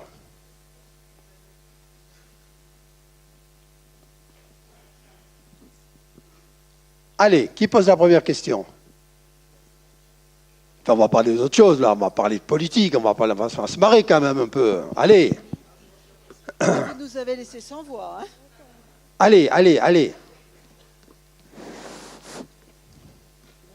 Merci. Bonjour. Ah, voilà. Bonsoir. Vous avez participé il y a quelque temps à ce qu'on appelle, je ne sais pas si vous m'entendez bien, vous avez participé il y a quelque temps à ce qu'on appelle le printemps de l'optimisme. Et oui. Je voulais savoir, vous qui êtes un grand spécialiste des médias, comment ça se fait aujourd'hui que justement le mass média ne fait aucun écho de tout ce qui se passe sur le côté, justement, comment dirais-je, créatif de la France, sur le côté où les gens ont envie, ou sur le côté que l'on peut faire des choses intéressantes, que les jeunes peuvent faire des choses intéressantes, mais que quand on regarde le journal de 20h, que ce soit à TF1, France 2 ou ailleurs, ou sur BFM, c'est toujours la même morosité ambiante. Donc, qu'est-ce que vous pensez de la place du mass média aujourd'hui et comment ils peuvent, eux, transformer les choses? Je te remercie de ta question parce que après ma réponse, j'ai plus un journaliste qui sera un de mes amis. Les publicitaires sont marchands de bonheur. C'est d'ailleurs un peu naïf. Bon, et puis, c'est évidemment toujours un peu surfait et toujours un peu trop expansif. Bon. Les journalistes sont marchands de malheur, parce qu'il n'y a que le malheur qui se vend. Et ils ont fait du malheur leur matière première. Et d'abord, les télévisions d'info. Alors, je ne devrais pas critiquer BFM et les autres, puisque j'y suis tous les lundis, où j'essaie justement d'être un peu plus optimiste. Pas Rutelkaïev, elle est formidable, mais que les politiques qui passent les uns après les autres. Les Français haïssent les politiques à 82%. Ils haïssent leur président à 90%. Il n'y a qu'un Français sur 10 qui lui reconnaissent le droit d'être président. Ça ne s'est jamais vu dans l'histoire. Ce serait un autre, ce serait pareil d'ailleurs. Il ne faut pas croire qu'il est responsable de tout. Mais la crise, évidemment, se porte directement sur les politiques. Mais les Français adorent la politique, à condition qu'on leur parle de politique sans se prendre trop au sérieux. Mais ces télévisions se prennent au sérieux. Donc dès qu'arrive un phénomène, qui peut être un phénomène mineur, si on prend l'affaire Jouillet, elle est mineure. Bon, évidemment que c'était une phrase de trop. Évidemment, tout le monde sait que Fillon déteste Sarkozy. Donc évidemment que Fillon, je ne sais pas s'il a utilisé le mot exact, mais évidemment qu'il lui a dit dépêchez-vous d'encrister Sarkozy, pas dit comme ça, etc. Et puis cet imbécile, il allait le dire à Hollande, qui lui a dit mais j'ai 2 journalistes là que je vois tous les mois depuis 2 heures pour leur dicter un livre pour tuer Sarkozy, fais quelques pages de plus, reçois-les, et ils vont publier le truc. Et lui s'est même pas rendu compte qu'ils avaient un magnétophone qui s'enregistrait, et que donc il était pieds et poings liés à ce qu'il allait dire. Bon, c'est une maladresse, bien plus qu'une affaire d'État. Ils ont réussi à en faire une affaire d'État. Et ça va continuer, ça va monter, etc. Bon, il y a quand même gravité, mais pas au point de... Il fallait qu'ils s'excusent. Moi, le jour où je me dis ma connerie sur la Rolex, le soir, j'étais sur Canal+, je me suis flanqué une gifle et j'ai dit... c'est pas du tout ce que... Moi, je parlais de la Rolex de Sarkozy, donc j'étais loin du truc, mais tout ça avait été déformé. J'ai dit, si j'ai blessé des gens, pardonnez-moi, je suis désolé, c'est pas du tout ce que je pensais, ce que je voulais dire, et puis ça s'est arrêté là.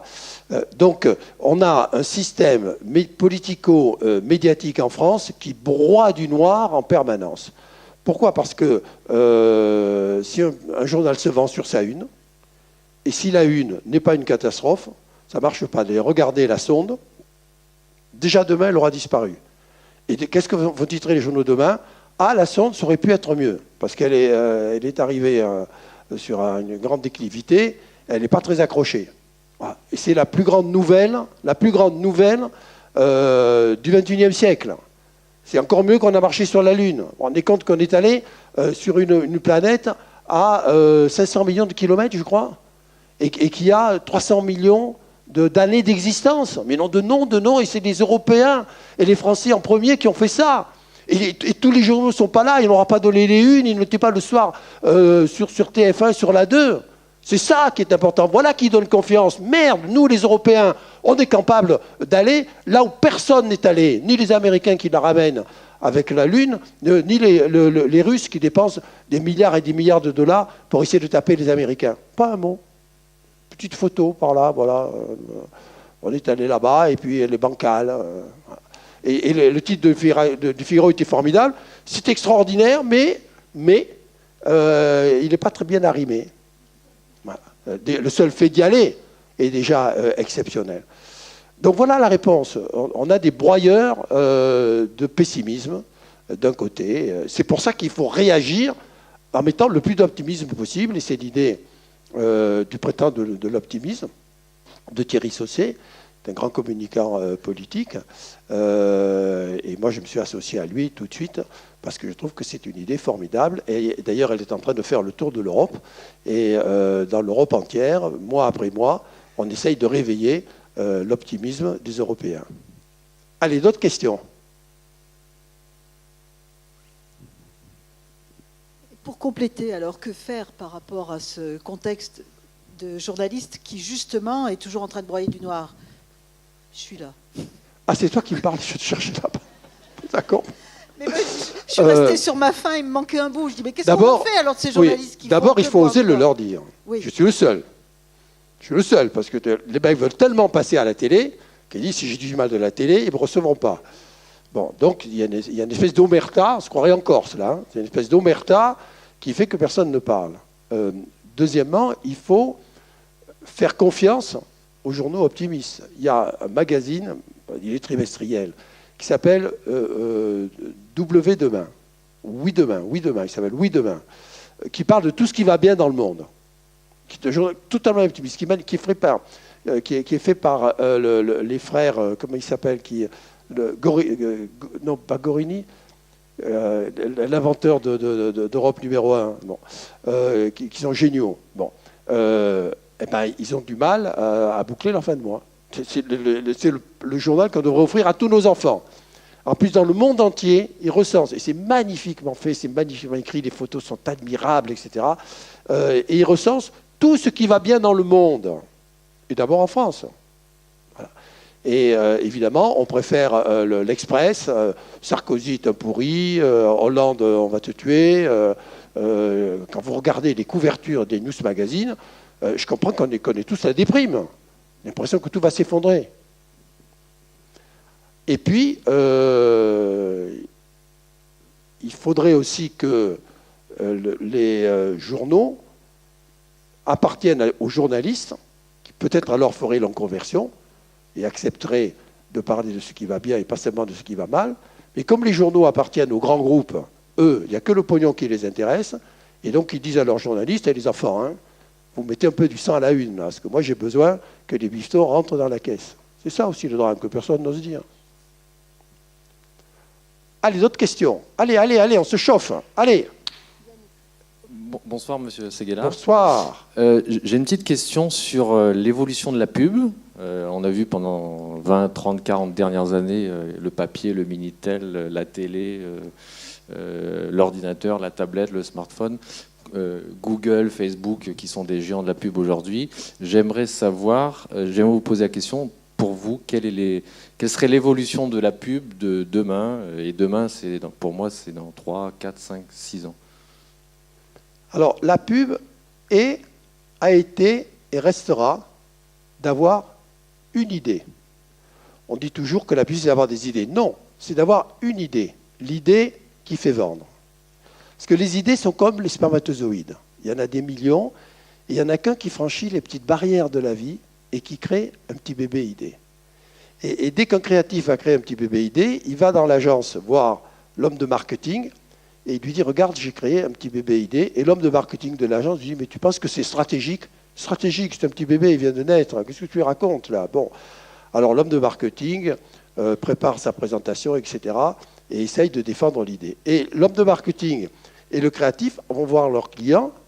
Là, les clients, c'est vous. Ils disent, regardez notre petit bébé comme il est beau. Et l'annonceur regarde ça, il dit, mais qu'il est laid.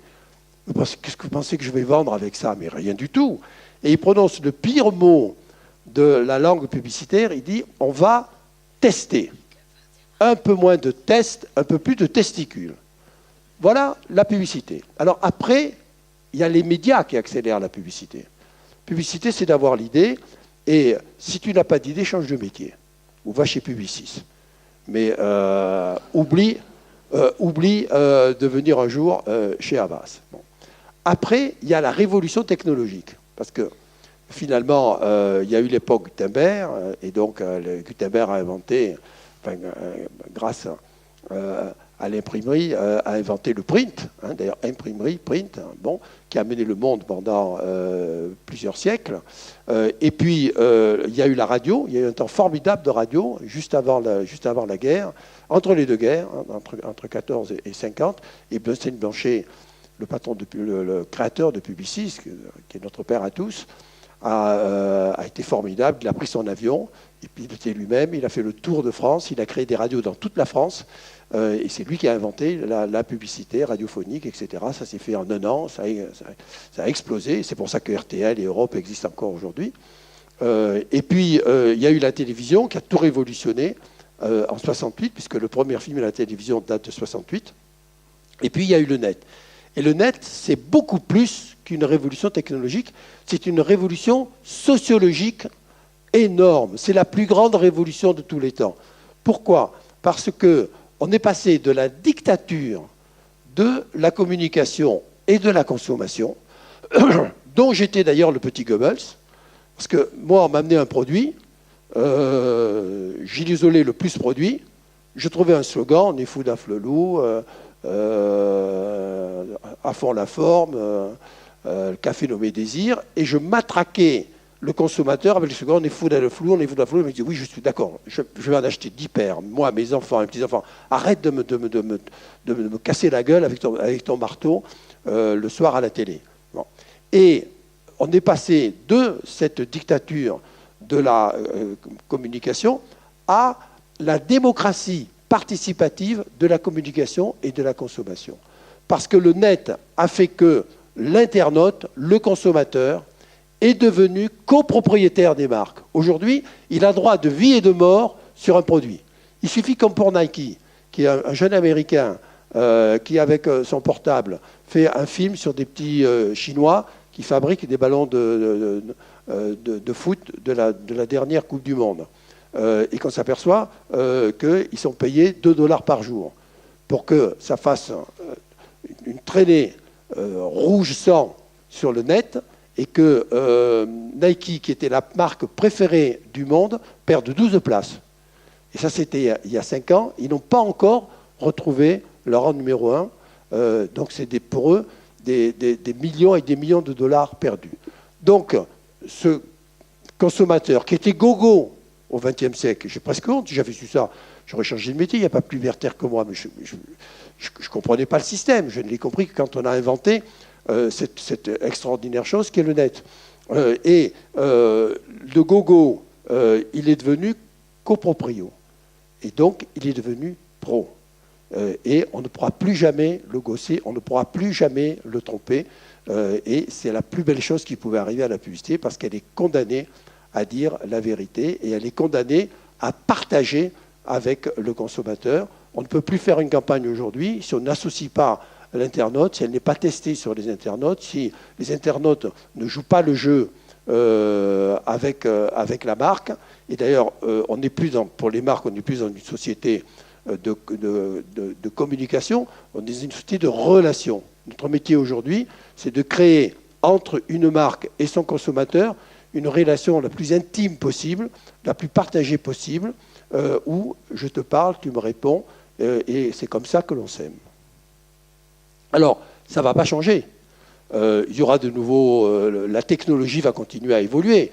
Dans 5 ans, on a tous des montres connectées, et dans 5 ans, 7 ans, on a tous un mouchoir dans notre poche, qui est un écran textile, parce que ça existe déjà, les écrans textiles, ou même mieux, sur ton iPhone est un projecteur, et où que tu sois, tu arrives et tu projettes en grand écran ce que tu veux voir.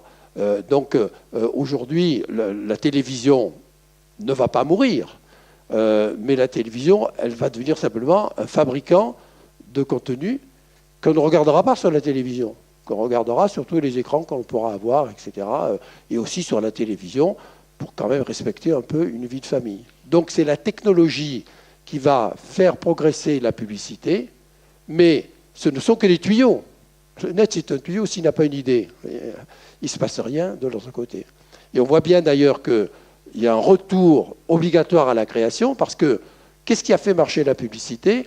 C'est l'American Way of Life. Les Américains ont utilisé leur marque pour conquérir le monde en achetant des spots de télévision dans le monde entier. Et à coup de Coca-Cola, de Levi's, de McDonald's, ils ont imprimé leur valeur au monde. Coca-Cola, c'est la jeunesse. Levi's, c'est la liberté. Nike, c'est le Just Do It. Et McDonald's, c'est la famille. Et c'est comme ça qu'est né l'American Way of Life, qui est maintenant d'ailleurs en pleine décrépitude et qui ne remontera pas. Donc c'est le moment d'inventer l'European Way of Life. Et si l'Europe avait un peu de sang, c'est ce qu'elle ferait. Et donc nous allons fatalement vers l'idée reine, parce qu'hier, c'était le dollar qui achetait les parts de marché, et aujourd'hui sur le net, c'est l'idée. Parce que le net, c'est un tapis vert, c'est Las Vegas. Chaque annonceur met 100 000 euros sur la table, ils sont 1000, et il y en a un qui gagne 10 millions de dollars, parce qu'il a 2 ou 3 millions de vues, et tous les autres ont perdu leur argent dans la journée. Personne n'a répondu à leur truc, ça ne se passe pas. Et on ne peut pas le contrôler, on ne peut pas savoir ce qui va marcher. À l'époque, c'était très facile, en télévision, on avait tous les tests, etc. Donc on savait exactement comment on pouvait améliorer un film, le diriger. Là, sur le net, c'est la liberté absolue du consommateur qui fait qu'on n'a aucune prise sur lui, qui est une très bonne chose, mais plus que jamais, il faut avoir des idées. Alors, d'autres questions? Allez. Les dernières. Avant le pot. Oui.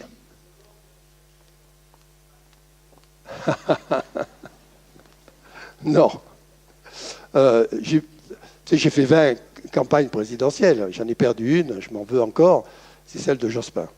Et je pense que la France aurait été différente si Jospin avait été élu. Je pense que c'était un mauvais candidat, mais ça aurait été un très bon président, ça a été un très bon Premier ministre. Mais il ne savait pas, il n'avait rien du candidat idéal. Et moi, j'ai été nu, parce que je n'ai pas su le faire sortir de sa cuirasse. Je n'ai pas su briser l'armure, comme j'ai pu le faire avec Mitterrand. Je l'ai fait, là, je n'ai pas réussi. Ça s'est passé à rien. C'est passé à, je crois, 140 000 voix. Hein. C'était ridicule ce qui a manqué. Et on n'aurait pas eu Chirac, qui a 12 ans d'immobilisme, de roi feignant. Il n'y en aurait pas eu Hollande. Tout aurait été différent s'il avait été président. Donc, moi, ce qui a fait ma force sur les 19 campagnes que j'ai gagnées, c'est que j'ai essayé de prendre le gagnant. Donc, je ne vais certainement pas prendre Hollande. Il n'a absolument aucune chance d'être président. Parce qu'on ne peut pas être, comme il l'est aujourd'hui, à 90% de rejet de son peuple et se redresser dans les 2 ans et demi qui restent, où le 2015 va être pire que 2014, et 2016 commencera à bouger un peu, mais ce sera trop tard. Et encore, il n'est pas sûr que 2016 bouge. Une chose est sûre, 2015 sera pire que là, parce qu'ils ne peuvent tenir aucune de leurs promesses et aucun de leurs chiffres. Aucun. Il y a déjà 10 milliards de recettes fiscales qui ne sont pas rentrées en 2014. 10 milliards qu'il faudra payer en 2015, etc., etc. Le budget d'économie dérape tous les jours un peu plus. Je ne dis pas d'ailleurs que Sarkozy ferait mieux ou que Valls ferait mieux, etc. Mais on est dans un moment où c'est impossible. Donc il faut tenir le gros dos et il faut que quelqu'un ait les couilles de taper sur la table et de tout changer. Et ce n'est pas monsieur droit dans les bottes qu'il fera. Pourquoi? Parce que il faut bien savoir que l'élection, la prochaine élection, ne dépend pas des Français, elle dépend de 280 000 Français. Elle ne dépend pas des 35 millions de Français qui vont voter, de 280 000 Français, qui sont le noyau dur de l'UMP. Pourquoi? Parce que là, dans 15 jours, il va y avoir le vote pour la prise de l'UMP. Ce sont 280 000, je ne dis pas qu'ils vont tous voter, mais il n'y en a que 280 000 qui ont le droit de voter. Les autres sont sortis du vote. Du pourcentage de votes qui vont aller sur Sarkozy dépend la suite de l'histoire. S'il a 80%, ce qui est impossible parce que c'est un score de République bananière, mais enfin ce serait un triomphe, mais s'il a 70%, il aura une légitimité acquise. Ça va renverser les choses. S'il a 60%, il est en ballottage. S'il a 50%, il s'est retiré tout de suite, aller s'occuper de Carla et faire ses conférences. Il n'a plus aucun espoir sur la prochaine campagne. Bon. Ça, c'est le premier étage de la fusée. Après, il y a le deuxième étage de la fusée, qui est la primaire. Je parle de la primaire de droite, parce que la primaire de gauche, ils n'ont aucune chance. Valls ne sera même pas élu à la primaire, parce qu'il a l'ensemble du parti contre lui. C'est normal, il est de droite. Pourquoi les gens de gauche voteraient pour lui? Moi, j'aime bien qu'il soit de droite. J'adore Valls. J'ai fait les deux campagnes de Jospin. J'avais fait la première, qui a été victorieuse quand il est devenu Premier ministre. Puis j'ai fait la seconde, où hélas, on s'est planté. Bon, c'est un garçon vraiment de qualité. Il sera président. Il sera président la prochaine fois. Là, il n'a aucune chance. Bon. Donc, c'est la droite qui va prendre le relève. Ça ne peut pas être autrement. On ne peut pas avoir un échec pareil et ne pas passer la main. Bon. Donc, la droite, c'est très simple. Ce sera Juppé ou Sarkozy. Mais Juppé, il a les Français pour lui. Il n'a pas l'UMP. Sarko, il n'a pas les Français pour lui, mais il a l'UMP. Et c'est l'UMP qui vote. Alors on dit élargi. La porte sera entrouverte. Elle ne sera pas grande ouverte à tous les Français. Et donc ça se décidera là. Et une fois que l'un ou l'autre a gagné les primaires, c'est fini. C'est même plus la peine d'aller voter. C'est même plus la peine d'aller voter, puisque l'élection ne sera pas à 2 tours, mais à 1 tour. Marine Le Pen fera, je me désespère, c'est une horreur, mais elle fera entre 24 et 27%. La gauche fera 15 à 16%. Et il restera à la droite 22%. Donc, de toute façon, celui qui sera de Juppé ou de Sarko, celui qui sera au premier tour, gagnera le second tour, parce qu'il y aura quand même le réflexe républicain qui jouera. Et même si la gauche est Sarkozy ou Juppé, il y aura enfin une vibration nationale qui l'emportera. Donc c'est une élection tronquée. Voilà. D'autres questions? Oui, vous avez un discours de testicules, de couilles, de testostérone très... Je ne tape rien. Vous avez un discours avec des mots très durs, testicules, testostérone, couilles, et vous nous dites en 5e élément que c'est la femme l'avenir. Voyez-vous une femme présidente bientôt? Il n'y en a pas assez en politique. Nathalie Kosciusko-Morizet, pas cette fois-ci. Quoique tout peut arriver, parce que là, je vous ai décrit le scénario aujourd'hui. Enfin, demain, Sarkozy peut dire j'arrête, Juppé peut dire ça suffit, je ne veux pas aller plus loin. Donc tout peut arriver. Bon. À droite, la seule qui est en position de devenir présidente, c'est Nathalie Kosciusko-Morizet. Il faut encore qu'elle se rôde un peu. Elle est encore trop masculine dans son ambition. Hein. L'ambition, ça fait partie du métier de président. Si on n'est pas ambitieux, on ne peut pas être le numéro 1 des Français. Donc, mais il faut que l'ambition ne consiste pas à rayer le parquet avec ses dents. Il faut y mettre de la forme. Et je pense qu'elle n'est pas encore tout à fait prête. Et puis, à gauche, elles se sont toutes sacrifiées à gauche, parce que toutes celles qui avaient une chance se sont retirées du gouvernement. Et Belkacem, c'est pas possible qu'un jour on puisse lui confier le pays. Elle a en elle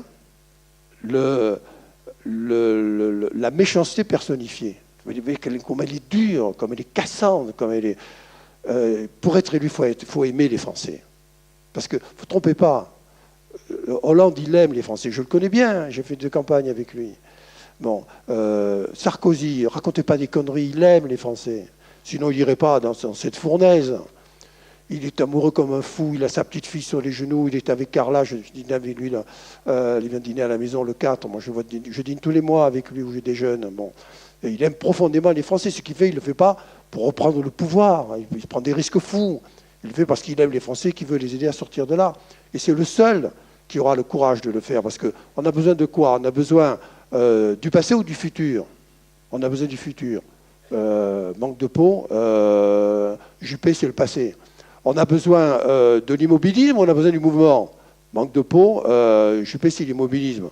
On a besoin de consensus ou on a besoin de combat? On a besoin de combat. Lui, c'est le consensus. C'est-à-dire qu'il a tout faux, pas dans les sondages. Il a tout vrai dans les sondages. Parce que les Français disent, avec lui, on ne prend pas de risque, il est nouveau, tout beau, c'est le genre idéal. Il n'a pas un mot violent, il n'attaque personne, il aime tout le monde, donc on l'aime. Mais ça ne fait pas des votes. Ça fait des pourcentages de popularité. Et souvenez-vous de Balladur. Et souvenez-vous de Ségolène Royal. Mais vous avez Juppé, qui sera le 3e de la liste. Ça n'engage que moi. Et je ne dis pas simplement ça par amour de Sarko. Moi, ce que je veux surtout, c'est qu'un homme de qualité, mais même il peut être de gauche. Je préférerais que ce soit Valls qui prenne le pouvoir que Juppé. Parce que Valls, il a ça dans ses tripes. Valls, c'est un Sarkozy bis. Hein. Il ne faut pas se tromper. Et la politique d'aujourd'hui a besoin de gens comme ça. C'est-à-dire, quand ça va très très mal, on a besoin de gens avec des qualités énormes et des défauts énormes, qui peuvent remuer les choses. C'est Churchill. Quand les choses vont bien, on a besoin de quelqu'un de doux, de tendre, d'intelligent, qui calme les choses, etc. Or là, dans l'état dans lequel sera la France dans 2 ans et demi, on a besoin de courage, de volonté, de dynamisme, de charisme médiatique pour enflammer les gens et d'expérience. Oui, j'aurais une question. Le Bhoutan, un des pays les plus pauvres du monde, il y a le roi de ce pays qui a remplacé le PNB par le BNB comme un oui. le bonheur national brut. Et de fait, tout en étant le pays le plus pauvre du monde, majoritairement, les gens se déclarent heureux dans ce petit pays et ne souhaiteraient pas changer de pays. À 90% ou 85%, ils se déclarent heureux. En France, en fait, le roi donc a pensé à ce peuple, à son peuple. J'ai l'impression qu'en France, les politiques pensent d'abord à leur carrière plutôt qu'à la nation. Est-ce qu'il n'y aurait pas, du côté des publicitaires, une influence bénéfique possible pour mettre des valeurs et, je dirais, un peu de loyauté dans les propos et les promesses? Alors je raconte dans mon livre l'histoire du roi du Bhoutan, qui a inventé le bonheur national brut. Et là, ça n'a pas marché. Il vient de l'arrêter cette année. En début 2014, il l'a arrêté. Mais enfin, ça a marché touristiquement parce qu'il n'a jamais eu autant de touristes sur place. Il a fini par craindre pour sa royauté, tellement les gens disaient mais on n'est pas du tout heureux, etc. Et c'est parce qu'il manifeste comme les autres. Hein. Bon. Et donc il a dû arrêter, ce qui n'empêche qu'il est là pour le bonheur de son peuple et surtout que c'est un tout petit pays qui n'a jamais été aussi visité grâce au bonheur national brut. Alors les publicitaires, il faudrait bien qu'ils aient du pouvoir. Nous, on a le pouvoir de l'imaginaire. On a le pouvoir de faire qu'une bouteille d'eau devient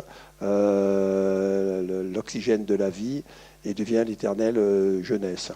Mais si on nous donnait les moyens de le faire pour les politiques, on aurait peut-être une influence. Et je pense que dans la campagne de 81 de la Force tranquille ou dans ma campagne de 88 de Génération Mitterrand, je ne dis pas du tout que c'est moi qui ai fait élire Mitterrand. Les gens nous ont raconté ça. C'est lui qui m'a élu petit roi de la publicité. Mais la publicité a joué son rôle. Elle a eu Pourquoi ? Parce qu'il y avait de la publicité politique. On est tellement cons dans ce pays qu'on est le seul pays du monde, on est la seule démocratie du monde qui avons interdit la publicité politique. Vous pouvez croire ça ? Nous, l'inventeur de la démocratie, l'inventeur de la publicité, on met pas les deux ensemble. Tous les autres pays du monde, mais là, la Belgique, l'Angleterre, l'Espagne, l'Italie, vous pouvez tous les prendre, puis l'Australie, tous les pays font de la publicité politique. Nous, elle est interdite. Ce qui fait que ce sont les médias, je retrouve la question du départ, ce sont les médias qui décident du président. Et ils le font comment ? À coup de petites phrases, à coup de saloperies, à coup de scandales, à coup de ceci, à coup de cela. Alors que la publicité, comme elle est marchande de bonheur, elle pourrait, même si les médias continueraient à faire leur travail destructeur, elle pourrait apporter du souffle. Qu'est-ce qui reste d'ailleurs de François Mitterrand ? La Force tranquille. il ne reste pas l'observatoire. La France tranquille a tué l'observatoire, parce que l'imaginaire, le bonheur, c'est finit toujours par gagner sur le malheur. Les gens n'ont quand même pas envie quand on leur parle de malheur toute la journée. Donc la publicité, elle gagne toujours. Mais là, elle n'a pas droit de citer. Alors, il ne faudrait pas non plus, moi je milite pour ça depuis 20 ans, j'ai jamais pu être écouté, j'ai eu l'accord de tous individuellement. Et quand ils se sont réunis, ils ont dit non. Il ne faut pas non plus tomber dans la pire des publicités politiques du monde, qui est celle de l'Amérique. Parce que l'Amérique dépense 2 milliards de dollars par candidat, on se rend compte le prix que c'est, pour détruire l'autre. C'est-à-dire que toute la publicité américaine est une publicité destructrice de l'adversaire. Or, un des deux va être élu. C'est l'aberration totale, c'est le contraire de la démocratie. C'est en train de mettre 2 milliards sur la table pour détruire celui qui sera élu. Donc il faut, très simplement, il faut, ce que j'avais expliqué à Rocard, à Mitterrand, à Sarkozy, à Chirac, à tous, j'ai fait le pied de grue de tous. Il faut qu'il ne puisse pas y avoir des riches et des pauvres. Donc il faut que chaque parti ait droit à la même dépense publicitaire, au même investissement publicitaire, offert d'ailleurs par les chaînes.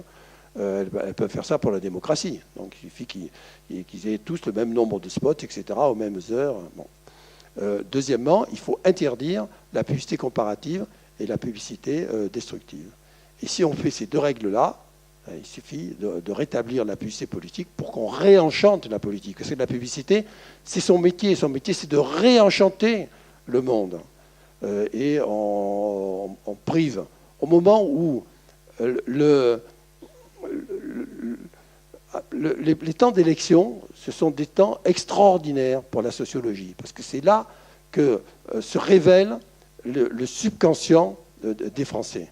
Ces flux socioculturels qui sont enfouis en nous et qui se révèlent. Parce que pendant 6 mois, nous sommes à fleur de peau, à fleur de nerfs. Et donc, on est complètement tendu, même si on s'y consacre quotidiennement, on est tendu sur le discours politique et on se pose des questions vraiment de changement. C'est pour ça que le changement est le meilleur slogan politique. Il ne s'est pas trompé, François Hollande. Je lui avais dit d'ailleurs. Le changement, c'est dans tous les pays du monde ce qui permet de gagner. Sauf que maintenant, plus personne ne pourra parler de changement parce que Sarkozy, c'est un peu difficile. Et le changement, s'il lui a servi une fois, ça ne peut pas servir 2 fois pour Hollande. Donc, j'espère que pour la prochaine campagne, comme le net échappe à la loi, que ce sera une campagne qui sera, et d'ailleurs, je sais que c'est ce que Nicolas Sarkozy prépare, j'en ai parlé plusieurs fois avec lui, que 80% de la communication sera une communication digitale. Et là, tout sera permis, et là, toute la création pourra s'exprimer, et là, les internautes vont complètement participer. D'ailleurs, dans sa campagne, parce que tout le monde s'est trompé, on va savoir dans 15 jours, moi je pense que tout le monde s'est trompé dans son analyse. Il a raté son entrée en campagne. D'ailleurs, je lui avais dit, il ne m'a pas écouté. Mais je ne suis pas du tout son conseiller, moi je suis son ami, donc je lui parle comme ça, etc. Mais je ne veux surtout pas m'occuper de sa campagne, je ne veux pas perdre son amitié et celle de Carla, et puis je n'ai pas le temps. De toute façon, il faut être 24 heures sur 24 avec un homme politique quand on fait sa campagne. On ne peut pas le lâcher. Moi, je suis un jour en Chine, le lendemain, la semaine d'après, dans 15 jours, je repars en Corée, et puis là-dessus, je pars en Amérique du Sud. Impossible. Bon. Donc, il a fait une faute de débutant. On ne fait pas 40 minutes de télévision. On fait 20 minutes ou 2 heures. On fait 20 minutes déclaratifs. Et dans ces premières 20 minutes, elle a été formidable. Sa déclaration d'amour à la France, qui est vraie, elle est passée. Et après, il est rentré dans le détail, dans les 20 minutes suivantes, et hop, ça s'est liquéfié. Et Juppé, très malin, est passé derrière, et il a ramassé la mise avec ces 2 heures, qui était très facile à faire d'ailleurs. Bon, s'il était tout nouveau, tout bon, on ne l'avait pas vu, il n'a pas pris de risque, il n'a rien dit qui puisse faire mal à qui que ce soit, etc. Et donc, il s'est régénéré, il s'est refait une santé médiatique là-dessus. Après, il présente son projet sur 8 pages du Figaro Magazine. C'est pas la peine qu'il s'adresse aux gens du Figaro Magazine, ils votent tous pour lui. Il faut qu'il aille dans l'Express, dans Le Point, etc. Et puis, un projet de campagne, ça s'écrit sur un livre. Et après, les journaux prennent les bonnes feuilles. Ça ne se met pas sur 10 pages, bâclées, dans le journal du dimanche. Et après, il fait son premier meeting, et au lieu de faire quelque chose de différent, on retrouve exactement le même Sarkozy, avec les mêmes tics qui traversent la foule, qui se serrent les mains, etc. Et on dit, il n'a pas changé. Donc il fallait réinventer les choses.